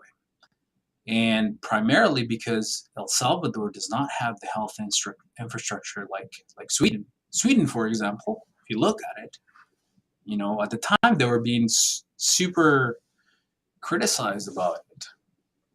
But you look at Sweden, and Sweden is a modern country. They have the infrastructure and the ability to deliver healthcare to their population in a more effective way than El Salvador and most of Central America does, right? So they also have access to medicine and all of that. And so the decision at that time, according to what we were being told, was because the health infrastructure of El Salvador, the public health infrastructure of El Salvador, could not handle a situation like they were witnessing in Spain and Italy at the time. They just simply could not. And in our population, we have a bit of a health crisis too, in terms of diabetes, in terms of people at high risk for secondary illnesses that may impact the effects of COVID on the population. And so based on that, that's why the decision was made.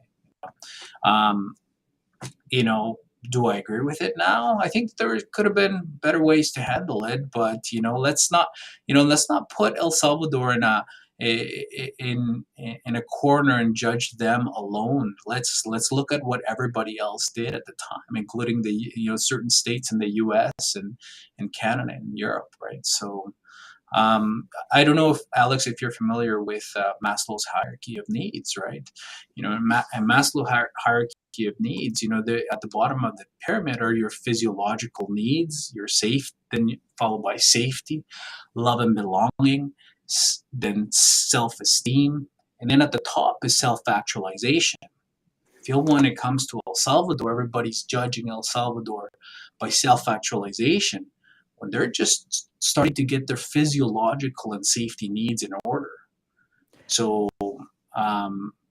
let's maybe pause about it. Let's check our financial privilege and let's look at everything within context. I want to just jump in and push back a little bit there, because I think that Alex's point is that the extremes to which the Salvadoran government went during, for example, COVID, seems disproportionate given the situation. And I think that, people are very, very, or were very, very quick to kind of castigate China's behavior during this period, you know, and there were videos of them like welding, building shit. And everybody was like, "Oh my gosh, this is so intense. This is horrible." And then there was a lot of fear involved too during that period because people didn't know exactly what was going on, and everybody was trying to figure it out. But I think that to Alex's point, these types of situations are or can be very convenient when one is trying to, you know, suppress the movement of a people and control information flow in a group of people in order to serve different ends. And so I do think it is I don't think anyone should be trying to justify those kinds of actions within like a context of sort of like public safety, because I think that regardless, I feel like most Bitcoiners at least would argue that, like, you know, we should be able to move freely and conduct ourselves as we would like. But I feel like with El Salvador, because Bitcoin is involved, people tend to, I don't want to say turn a blind eye, but use kind of kid gloves in a way that I think is interesting and counterproductive. Well, as a Bitcoiner, I would tend to agree with you, but you know, as a decision maker for the entire country and health, and not really knowing if this thing is like, you know, as bad as it could be, you know, I can also understand why things were done the way that they were. I mean, you know, yeah, things could have been done better on that. But again, we're 2 years out from that, and let's remember that El Salvador was one of the first countries to give up all restrictions. You know, and you know, I just recently saw one of the things that a tweet from a Bitcoiner that was leaving El Salvador to Mexico, and he was prevented to go into the plane because he wouldn't wear a mask. You don't have to do that in El Salvador. See, when facts change, then you have to change your thinking, and then you have to change your policy, and that's what's happened, right? So, and that's what shows growth, is when you're able to look at the situation and say, you know what, maybe we didn't get it right, but here it is. We're going to rectify, and we're going to make it right going forward. That's, you know, I think that's more important rather than when we got it wrong. You know, like to my own kids, I say it's like, don't be afraid to make mistakes. Okay, if you think you're doing the right thing, if you make a mistake, learn from it and move on. This is an extremely charitable description of what he did. In reality, he got tired and couldn't really squeeze any more justification for extreme measures out of COVID, so he moved on to the gangs. It's pretty clean, actually, if you look at the chronology of it. Then he was locking up tens of thousands of people here. I mean, okay, no government, as you say, was innocent. And it certainly it ranged, right? I mean, you had China at the extreme end, and you had, you know, some other countries that were pretty light touch on the other end. I mean, imprisoning tens of thousands of people certainly is on the extreme end. I mean, we could be very critical about, like, I live in California. I mean, no one was arrested here there weren't tens of thousands of people arrested here for not wearing a mask or not you know adhering to some sort of protocol. I mean, there are degrees of freedom, and this was extreme. Once that cooled down, he moved on to other things. And by the way, there were other PR projects there. Like, he started this, he claimed to build this whole new hospital that was going to be like the leading light of whatever. Never even got finished. It's still under construction. But again, no, it's there, and it actually took not done. patients from Costa Rica. It's not done. It's not done, though. The part where he actually could house extreme cases and actually triage, you know, the expected flow of sick people, that's all completed and is actually functional. Yes, so but it's a PR device, because it's not anywhere close. Have you gone to the hospital? No, I haven't gone to the hospital, but well, I've seen then photos how can of you it. say that? No. See, dude, you're in Canada. I mean, what? Right now, I am. Yeah. So, you know, are you there right now? Like, no, but my family is there. They have access to the hospital. Okay, actually. The hospital thing is a total PR move. But anyway, we can move on. Okay, so yeah, it just is. It just is. So, if he was committed to it and actually cared about it, he would have not like moved on to some other thing. He would have continued to focus on that stuff. But anyway, the point being that Bitcoin continues to get improved. Okay, Bitcoiners should be extremely skeptical of this guy. Given I invite given everybody who's down there policy. to go check it out. No. Forget the hospital. That's just one out of many little things he sprinkled in Okay, there. we're forgetting the hospital now.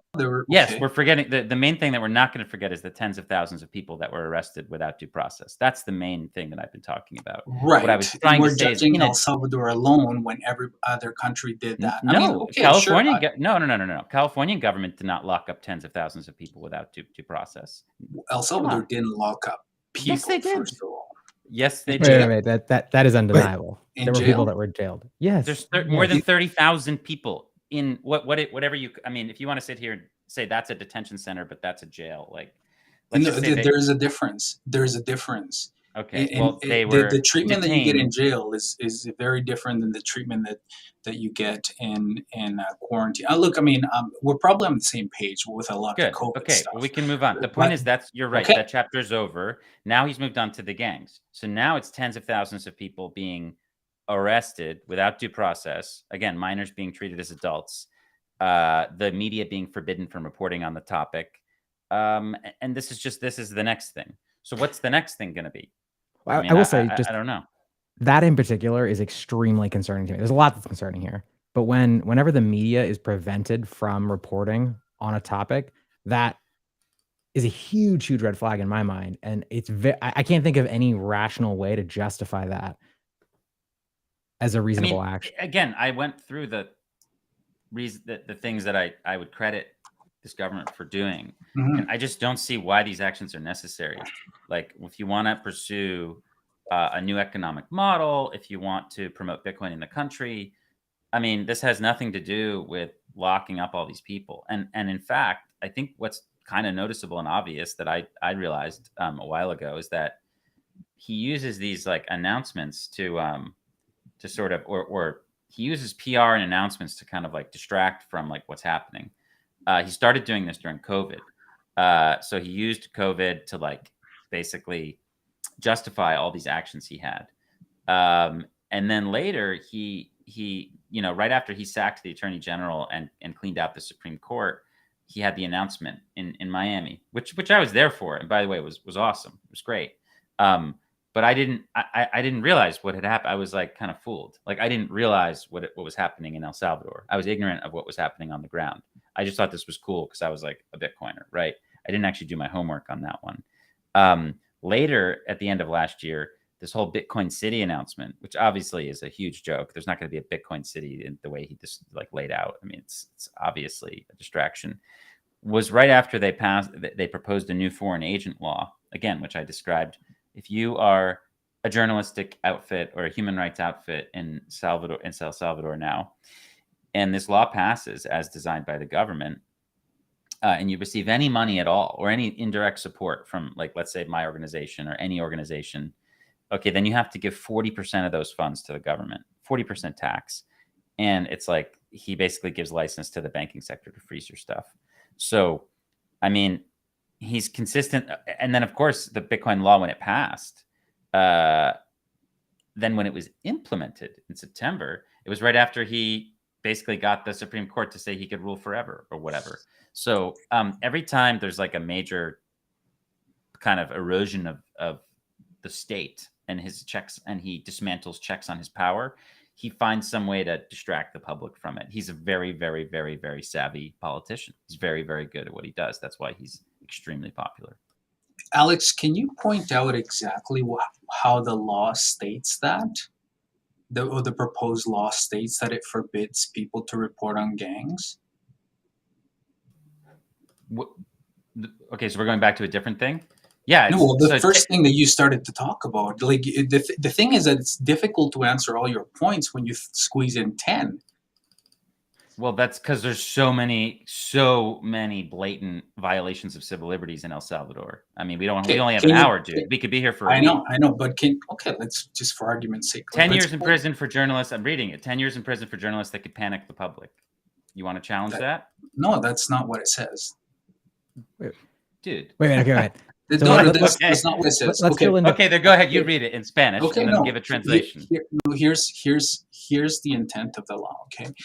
It's that if you are reporting or in an ethnographic investigation embedded within criminal organizations.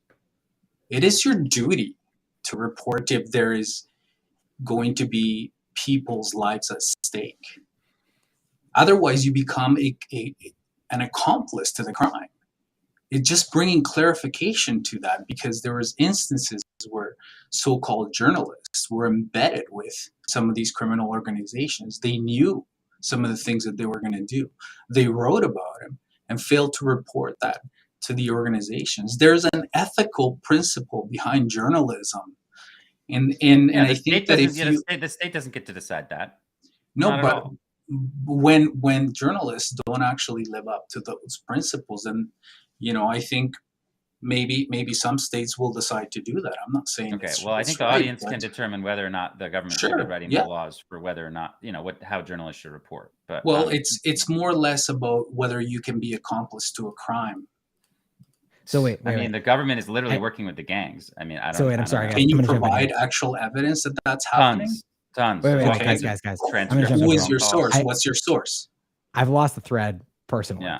So what is the higher level topic or the point that we're sort of discussing? I think that Alex, you made what to me feels like a very reasonable point. Like the law that is apparently saying that there's basically you can receive up to 10 years in prison for reporting on gangs. I think there's some nuances there, Jaime, that you're going into. But Let's just say if we don't do it correctly per the government. Yeah, sure. Well, you But- just can't be an accomplice to a crime. That's what it is. So, Well, when like, you own if the court system, Jamie, then who gets to decide, dude? You can report. You can report. You just can't be an accomplice to a crime without reporting it. Let me ask But you a who question. decides? Let's move on. But let's just say that let's say you go back to El Salvador tomorrow. Mhm. You're there. You have a change of heart. You change your mind after our debate here today, and you become critical of Bukele. Okay, so let's say you contribute to an article in a news story, comes out, or you, in some way, you are publicly critical of him. I mean, how confident are you that court system is going to uphold your rights? I mean, how confident are you that this court system, if you are critical of Bukele, is going to actually protect your stuff? Or is this just a country for Bukele supporters now? There are several newspapers. Like I said, most media, like 98% of the media in El Salvador, I would say, like, probably the state paper, but, could you believe them either, right? But other than that, is all opposing Bukele. They report daily. Not one journalist is in jail. They have taken actually to put cartoon characters with such disdain, not only for his policies, but for him as a person, actually mocking his 2-year-old daughter and insulting her. No one's in jail. Okay, you didn't really answer my question, but No, like what I'm saying is that the press can report freely. Nobody has gone to jail. Nobody is being prevented from reporting. This is all just embellishment. Which of your friends are from El Salvador that are journalists, supposedly, are in jail right now? well, that would be a pretty low bar, dude. I mean, that would be horrifying if journalists were in prison. Yeah, but so there's nobody because it's not happening. Okay, well, I mean, I think that there is something called a climate of fear that governments use. I mean, a lot of people say the same thing about the United States. There's no journalists in prison. I don't know. I mean, you can judge whether or not that means the media climate is free or not. The point is, there are laws in place that prevent people from speaking their mind and from free expression. Mhm. Again, if you want to justify, look, this all comes down to this huge philosophical debate over law and order versus freedom. And if you want to take the side that, hey, in special times, we need to restrict the rights of the people to secure the nation, then Bukele is your guy. There's no question. There's no question. I think you can have both. I want to hop in here and present a question, Alex, to you. As someone, like, I come from the perspective of an American immigrant. I see laws, how they operate in other countries, like Iran, my homeland, as well as in this country, and I see certain benefits as well as some flaws in assuming Western systems into other countries and cultures. There's a historical example of this, and the one I will pull on is Singapore. Regardless of the approach of the prime minister and how long he held power and his approach and toughness against drug and drug users and drug dealers, we cannot discount how far that country and that region has grown as a result from a very strict leader imposing their own will on the country and its people. We've heard Bukele compare himself to this leader from Singapore. We've heard him say statements like, I'm the world's coolest dictator. My question is, are we putting too much emphasis on Western values and principles into a country that, quite frankly, doesn't want those principles ingrained in its society? That's a good question. I mean, and like again, I'm gonna refer back to Maslow's hierarchy of needs, and where El Salvador is in that continuum is it's in the safety needs. It's trying to establish personal security, making sure that people have employment, making sure that people have health and access to property.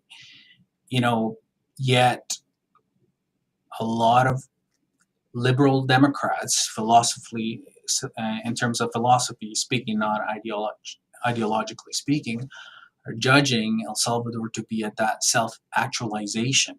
If you are a nation who's developed and self-actualized, at that point, if you start infringing on, randomly on people's rights, of course, that's wrong. El Salvador's not doing that, okay? El Salvador is specifically targeting the people who are extorting the population. That's just not less true. than 1%. That's false. Listen, that's completely Alex, false. it's less than 1%. No, dude, that's false. It's less than 1%. No, 70,000. there's no due process. None of these people have. There's no trials. They're being put. The tens of thousands of people are being arrested with no trials. So how can you say it's targeted? So in the Constitution, under extreme circumstances, which are conveniently 3 of the last 4 years. Like, I don't know. Like, when is it not going to be an extreme circumstance? Oh, no. El Salvador, to be frank, has been extreme circumstances since the Mexica invaded, the region. Okay. So, right. Okay. So let's be frank. The state of exception was used consistently throughout the Civil War, right?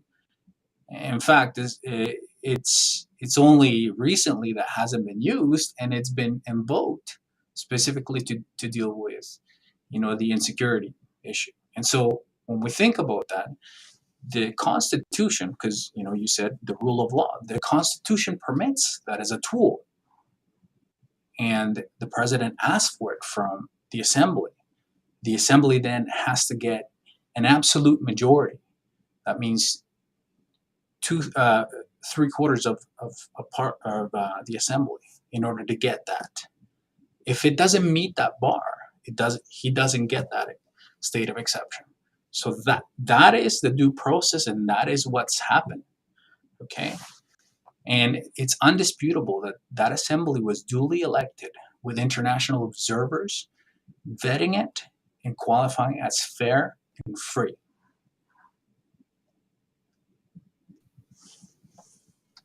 Okay. Well, I mean, the audience can fact check that. Obviously, sure. Absolutely. I disagree, but no, I think just to go back to the previous point, I think you have a climate in El Salvador now where, like, I don't know how anyone. I know there's a lot of Bitcoiners down there who are very pro Bukele, who are psyched. Good for them. But like, if you're anti Bukele, I don't know how you could possibly be confident that a court would rule in your favor in a high-profile case. You don't have to be pro-Bukele or anti-Bukele. You can just be pro-El Salvador, and I think that's what a lot of people are. Wait, but that feels like a sidestep, because I think no, it's not a sidestep. Listen, I'll change my mind about Bukele if he starts to do things that I feel are in Are you saying a way that oppressing innocent people? The people who are in jail right now, the majority are gangsters. So wait.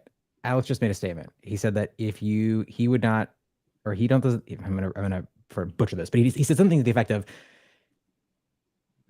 the average person should not feel comfortable, or he would not feel comfortable if he was in a high-profile case, arguing or expressing negative sentiment around the president of El Salvador. And you said, I think that I would only be worried if I wasn't expressing, or if I was expressing negative sentiment around El Salvador as a country. But I think that's still a problem, right? Like, one should be able to express one's opinions, whether negative or positive, in a high-profile case or a low-profile case, and not have to worry about whether or not you're going to be put into a dark hole, right? Like, how good is your Bitcoin if the government can just come and just grab you without any justification? I think that's what Bitcoiners should consider here. Like, no, you can use any wallet you want, and they're not going to confiscate it from you. No. I mean, how good is Bitcoin generally if the government can just take you off the street without any sort of due process or a trial? They can just. I think we'll agree that's why we like Bitcoin, because that can't happen. Okay.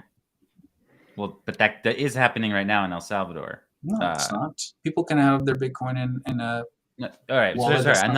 Sorry. I'm not being clear. What I'm saying is, let's say you're one of these 50,000 people who've been detained without any sort of due process or trial over the last few months in this state of exception. What good is that person's Bitcoin if they could just be jailed like that? Like, Bitcoin is a great tool. I support it. It's the most important tool for freedom in the world, in my opinion. Mm-hmm. It's not sufficient. Like, and the fact that so many people are out here. One thing is being like nuanced about Bukele, and I've tried to do that. At the outset, I tried to say there are a bunch of things that are positive. I'm not here like Steve Hanke, like with some personal anti-Bukele agenda. I could care less. The fact is, you should be nuanced and reasonable. And it is unreasonable to just be like, yeah, whatever. Everything he's done is like, it's not that big of a deal. Let's just support him because he's pro-Bitcoin. It is a big deal. We should be alarmed about tens of thousands of people being arrested, and we should be alarmed about like the way he goes after his critics. And we should be alarmed about the way he's preventing justice from being served with regard to the war crimes in the 80s. You should be alarmed. The U.S. should be alarmed. International Bitcoin as should a be global, alarmed. a global citizen. Salvadoran should be alarmed. Global citizens should be alarmed, Jamie. So, like, as in a neo-colonial type of paternalistic way, we're going to tell you. No, dude, I've written a lot more about anti-colonialism than you have. Like, I'm very anti-colonial. Thank you. This is why I'm actually surprised that I think. Wait, so are you not clear that he's preventing justice from happening at El Mozote? Like, you're not clear on that on the facts of that case? Yeah. Have you actually read what happened at El Mozote? Of course. Have you actually read what happened at Yes, El I cite Mozote? that book. Well, you said you wrote in my book. I cite that book. So of course. The judge who's trying to get the military dictator folks who had ordered all those massacres in prison has been basically taken out, and Bukele's preventing justice from being served. That's the latest, there. And he doesn't want to piss off the military, which I understand, because he's got to have them run his freaking COVID containment centers. Do you understand? Those do not exist, first of all. What don't exist? There are no COVID containment centers. No. Those were in 2020. Okay. And now they're the gang centers. Have you read the peace agreement? The peace agreement Between El Salvador government and the guerrillas. This is not relevant. The point it is relevant because it gives amnesty to all these crooks, the same crooks that you dislike. I dislike. So if Bukele is on your side then, and he doesn't want them to have amnesty, why is he stopping an investigation into the military role in the massacre? Because the peace agreement gave amnesty to these crooks. Okay. A peace agreement that he did not sign. He was in the side of the people who got massacred. He was a child. It's not. He wasn't responsible. So why is exactly? So then why are you claiming that he's responsible somehow? He is defrocking, or whatever verb you want to use. He's basically removing from power judges that want to go after the military who committed these murders in collaboration with the United States government. Why is that not a problem for you? Okay, let me just ask you something. Mm-hmm. If you're going to tie up resources to go after people who are either dead, no, they're not dead, long gone from El Salvador, some of them are old, who have amnesty because of the peace agreements anyway. I mean, I think it would be great to see these people behind bars, but I guess that's just my personal. Do you understand opinion. the concept of amnesty? I think we're losing the plot a little bit Yeah, here, I know, guys. I'm gonna step in. Alex I want is to diving into guys, details that Jaime. We're gonna shift. We have about 30 minutes left on this scheduled debate conversation, and I want to shift now to the Bitcoin of it all specifically. We've highlighted the Chivo wallet rollout. I want to discuss that, as well as I just want to discuss the fact that Bukele has been purchasing Bitcoin with government funds, seemingly has slowed down. A comment we were having internally amongst ourselves is, why have we not seen or heard anything of Bukele announcing buying more Bitcoin, buying the dip in the way he did a year ago, 6 months ago? And I don't want to necessarily call it the failed rollout, but the delayed rollout of the volcano bonds. To Alex's point earlier as well, this promise of a Bitcoin city, a lot of promises around Bitcoin and a lot of moves made by Bukele. Alex, I will start with you to just sort of take both sides of what are the things that Bukele has done with Bitcoin that you will applaud him for, as well as some of the things you are more critical. Yeah, I mean, I thought the volcano bomb thing was cool. I think it's a cool idea. I think he's having trouble executing it. I think there's probably forces beyond his control that are preventing him from executing on that. Macro environment is not great. I think mining is great. Really happy to see. Hopefully, the Salvadoran government and society take advantage of the geothermal power that's been sort of not used. And in general, like choosing Bitcoin as a national currency is great. I think my issues have a lot less to do with Bitcoin and a lot more to do with everything else that Bukele does. If I were to nitpick, I think the Chivo wallet was a misallocation of resources and effort. I know that hindsight's 2020, but generally speaking, I think just saying, hey, you don't have to pay capital gains on Bitcoin when you live here would have been sufficient. I think launching this like national campaign to launch a national wallet was a waste of resources at best and had a lot of malintent at worst, because it signaled that he wanted people to use Bitcoin inside a Chivo, which is obviously, as we all know, not Bitcoin. It's somebody else's Bitcoin. It's his Bitcoin. He wanted people to use that system, which of course could be frozen and surveilled just like fiat currency. So I've always said, I've taught a bunch of Salvadorans how to use other wallets, and I know Jaime has too and everything. Great. But like, I would nitpick about Chivo. I think Chivo is the wrong way for governments to approach Bitcoin. But in general, I'm not that critical of how he's approached Bitcoin. Yeah, the price has gone down. I think it's smart for the Salvadoran government to buy Bitcoin. I don't have a lot of issues in this area. My issues are much more on the civil liberties front. But I'll let you guys fill in. Jaime, I present the same question to you, just about specifically the Bitcoin rollout. What are your feelings, thoughts, both things he's done successfully and things you are critical of Bukele's Bitcoin rollout? Yeah, no, I think that Alex and I probably find a lot of common ground on this. For me as a Bitcoiner, I think that having your own Bitcoin in a sovereign way in your cold storage is the way to go. Again, I'm going to point to Maslow's hierarchy of needs. That's when you're at the self-actualization stage. For most Salvadorans, that's not where they are, because it's really hand to mouth. Whatever they earn, they have to spend.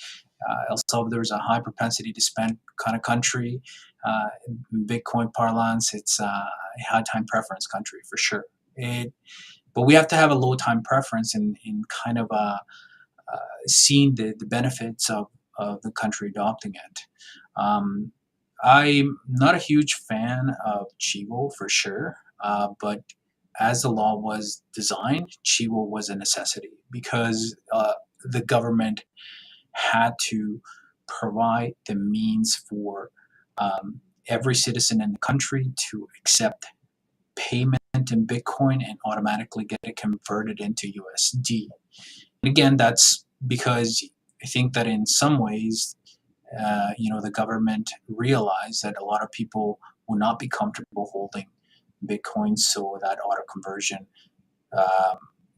feature was a necessity, and so that's the primary reason why it was created, right? The other part is that it's because it had to facilitate merchants to be able to accept Bitcoin and again convert it to USD. And so, and I think that the rollout, it was quick. Maybe some more time would have been needed to get all the bugs out, which I think, and I agree, would have probably been better received.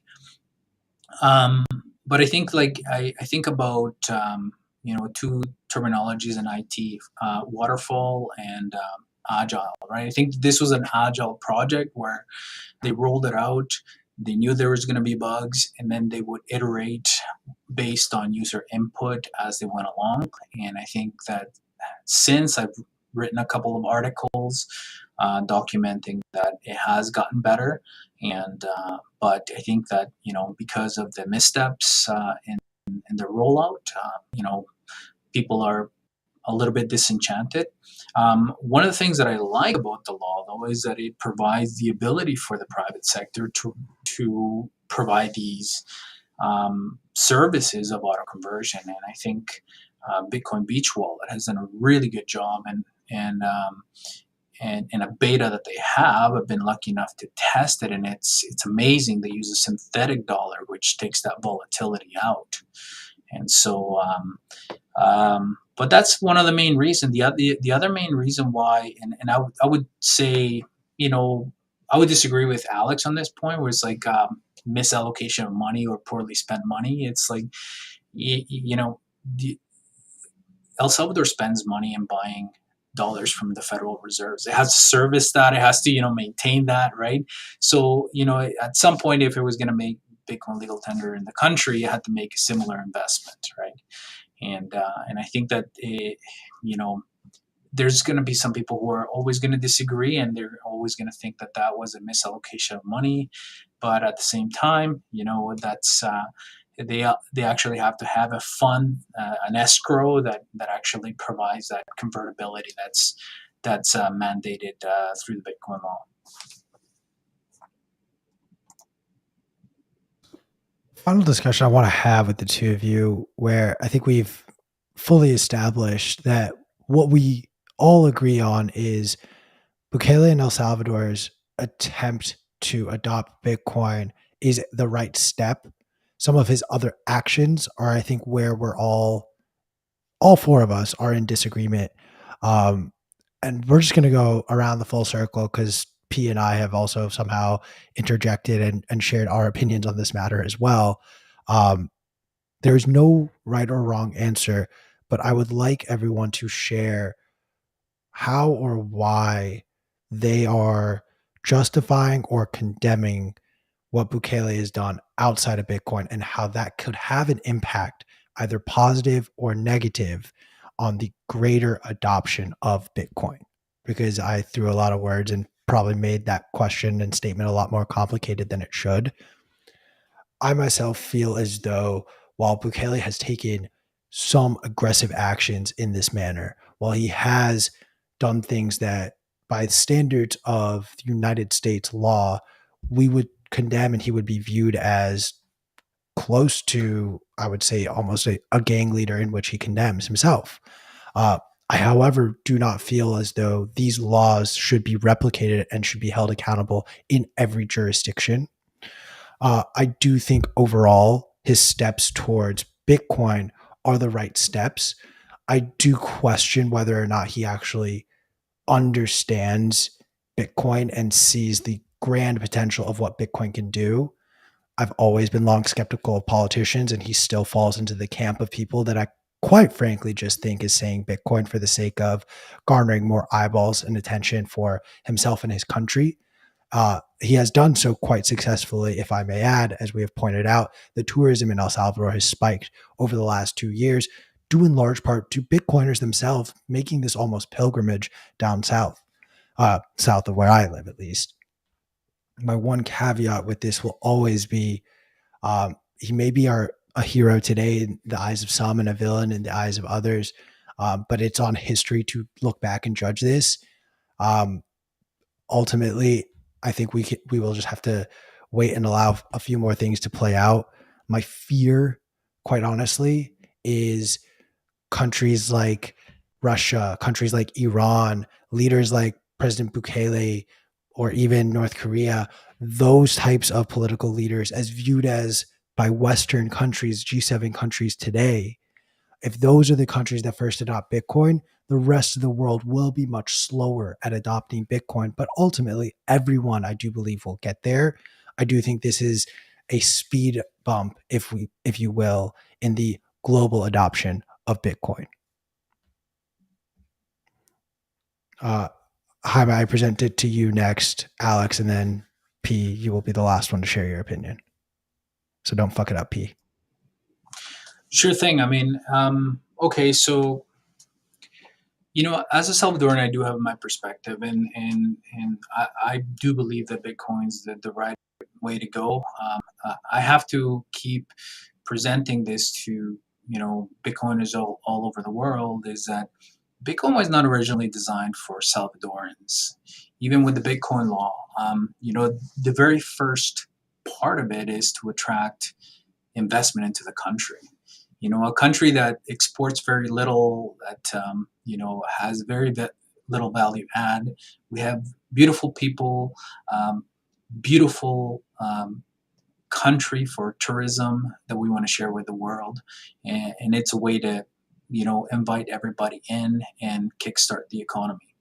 But it's also a way to invest in the rising monetary system as opposed to a declining one.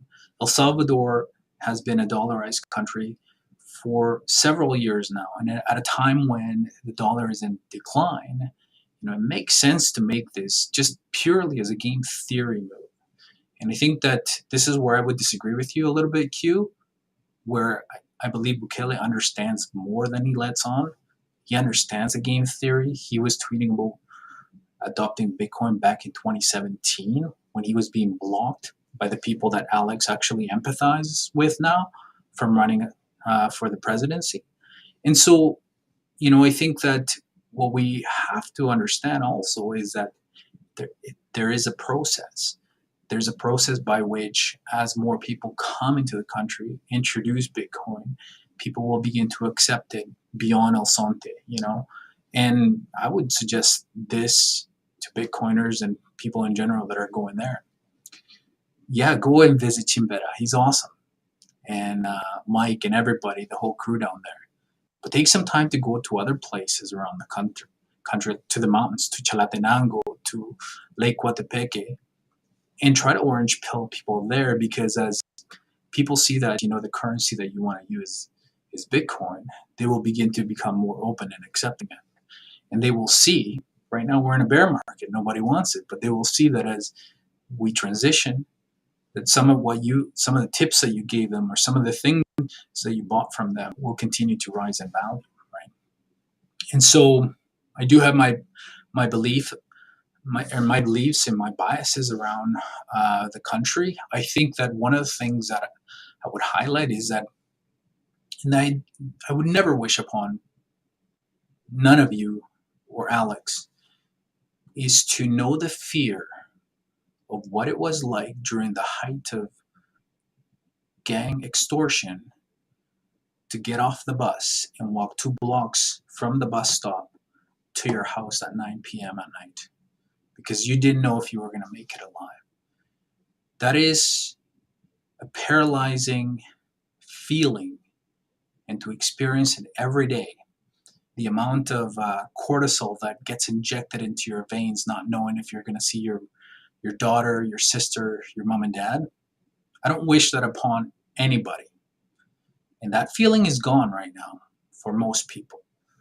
If we go by the 80-20 rule, and I know that a lot of libertarians will probably reject Jeremy Bentham's views on utilitarianism, but the greatest goods for the greatest amount of people.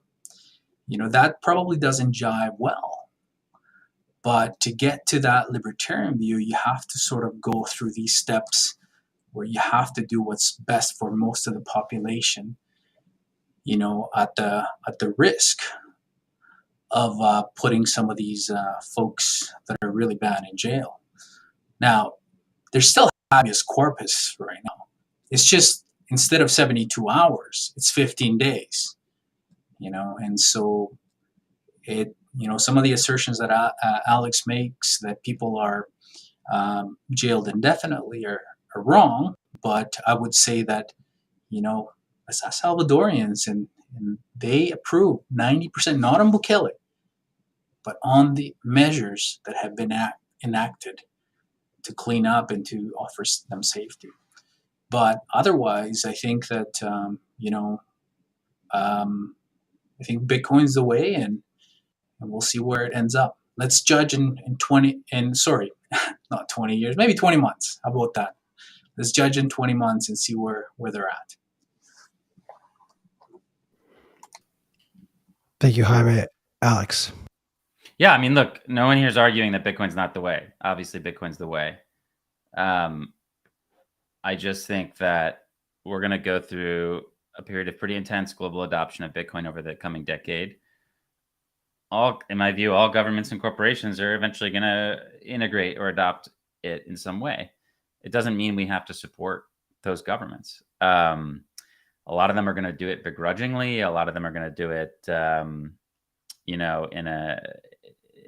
a way that's sort of opportunistic. I think you can look at a lot of, and I'm not saying that El Salvador is as repressive as these states. It's not. We should be very clear about that. But generally speaking, throughout history, you've had very repressive states adopt good measures. You've had, for example, the Chinese Communist Party, introduce more private property. Like, that was great, but we didn't cheer the CCP, right?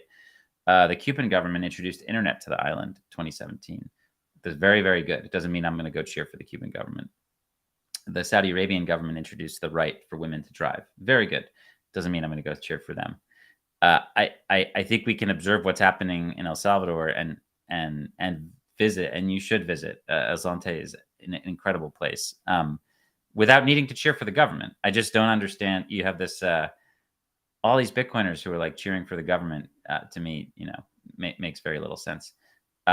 So again, we don't disagree very much about Bitcoin here. It was, of course, the right choice. They deserve credit for that. It's just about everything else he's doing. And I think what's been clear is that what the people who are supporting Bukele try to do is they try to dismiss facts as not real or as false. So I'll just remind the audience of a couple things that are, incontrovertible. Like, these things did happen. Again, remember, this government leader that you are, some of you are currently simping for, to put it lightly, especially in the chat here. It's amazing. He detained tens of thousands of people after the COVID breakout in 2020 without any sort of due process. Currently, in a war against gangs, he has issued a state of exception, and there are more than 50,000 people who've been detained without any sort of due process. These are actual facts that are not fake. This is not fake news. This is real. More than 30 journalists and activists, who are the most high-profile ones, had their phones spied on with Pegasus software. That's real. That's a fact. And there's a proposed law that could come into effect soon that basically treats any organization in El Salvador that receives any sort of foreign support as a foreign agent, and then any incoming income from abroad gets taxed to the tune of 40%. Another fact. And then finally, the biggest fact to me, the really the most jarring thing that changed my mind on all this, because when I first reported this, I was kind of like, well, we'll see what happens when it comes to his next term. That's really what it's going to be all about. Is he going to do Hugo Chavez and try to change the paradigm so he can rule for longer? That was the real key here. And I expected it to happen in the next few years. I did not expect it to happen in the near future. And the fact that he did it last summer was just so brazen and aggressive. But yeah, I mean, he really got down right to business, and he sacked the attorney general, sacked the Supreme Court justices that he didn't like, and he got them to go over a constitutional ban to allow him to run again. And that's really all you need to know about this guy. So I think we should focus on Bitcoin and on separating money from state and on providing Salvadorans the tools to use Bitcoin in a non-custodial manner. And we should stop cheering on this guy who is, as sad to see, has indoctrinated or basically like won over so many people in the Bitcoin community that really shouldn't be cheering for governments. But anyway, thanks for having me. Yeah, I think I'll jump in here. And I think I'm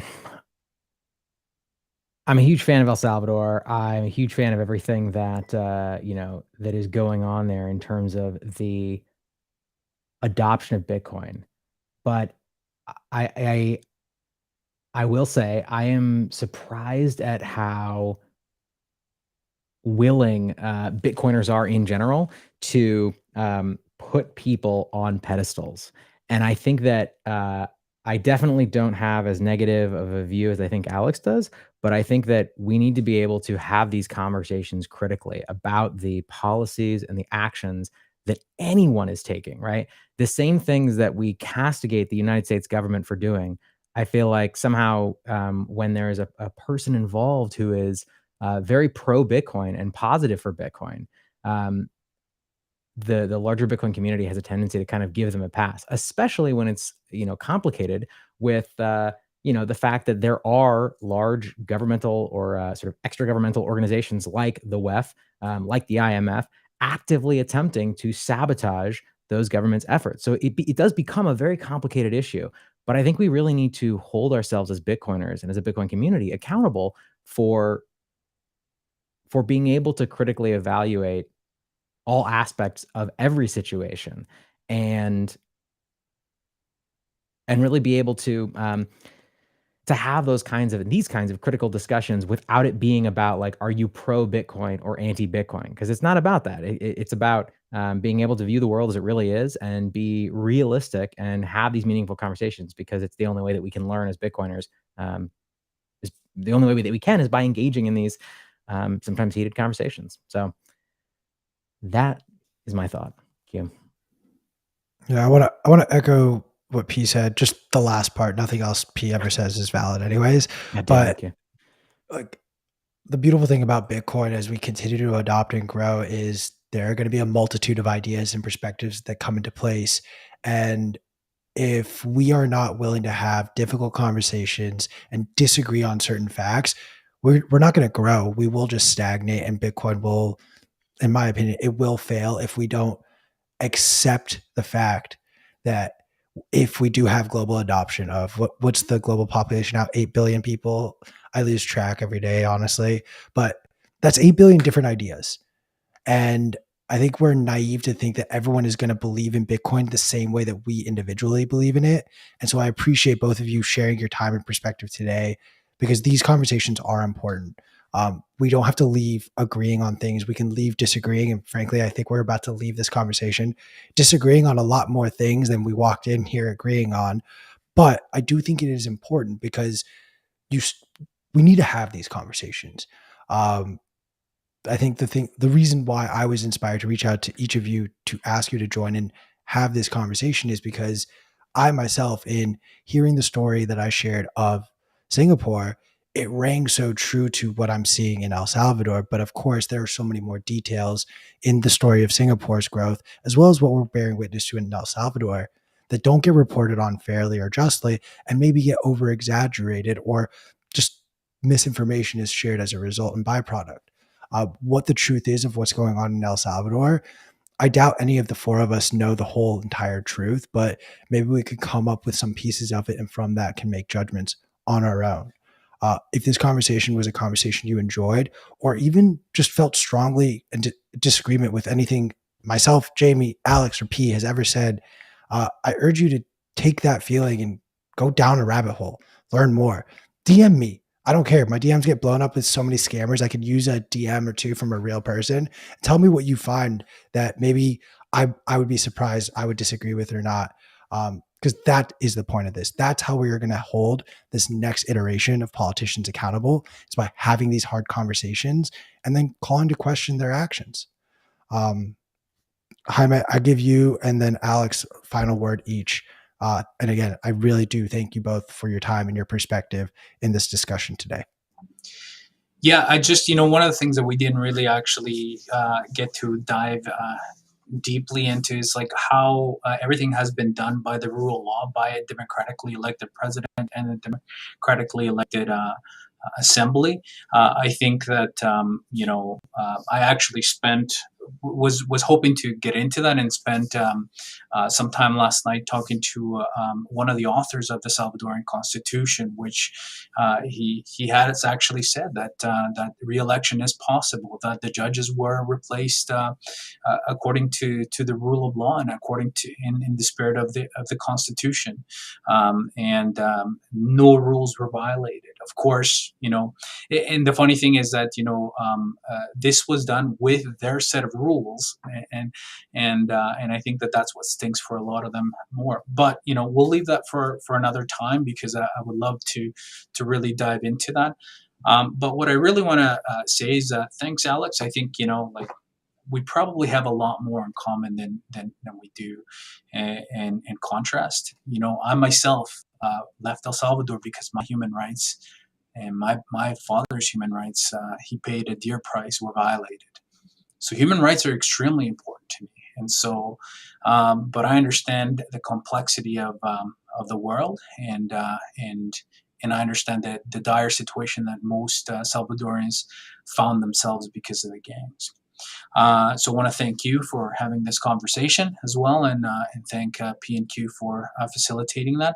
And the last thing that I want to maybe say is or ask Alex is if you participated in Stack Chain yet. No.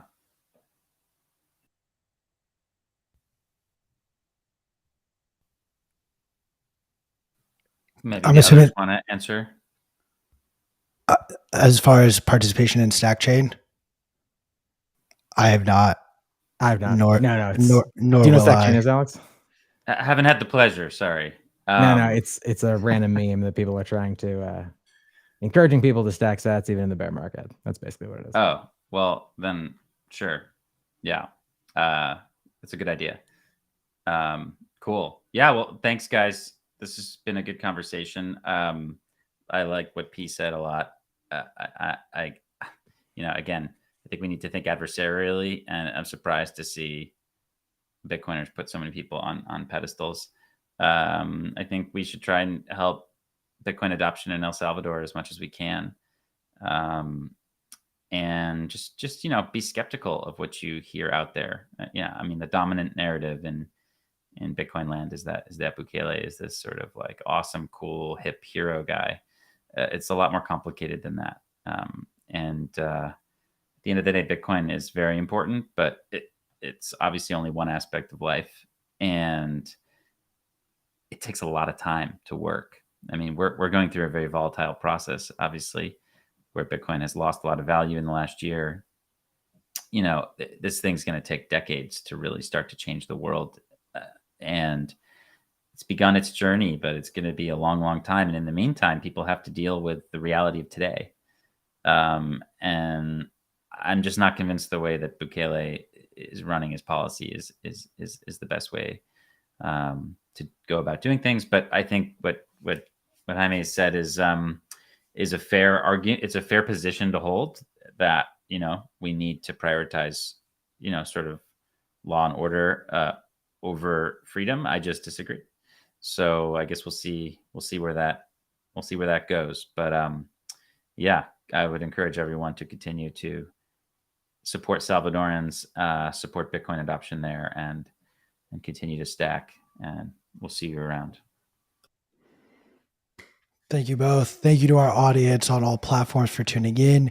Please, please, please, if you are not yet subscribed to our channel, smash the subscribe button down below over there on YouTube or up there on Rumble. That's a wrap, guys. That is our episode for today. Tomorrow we will be back with another exclusive special report with a special guest joining us. Tickets for Bitcoin Amsterdam are on sale. The Bitcoin print magazine is available at your local Barnes & Nobles, at your local Indigo over in Canada, available at the Bitcoin magazine store as well. Use promo code BMLive to get 10% off. That's a wrap. We'll be back tomorrow.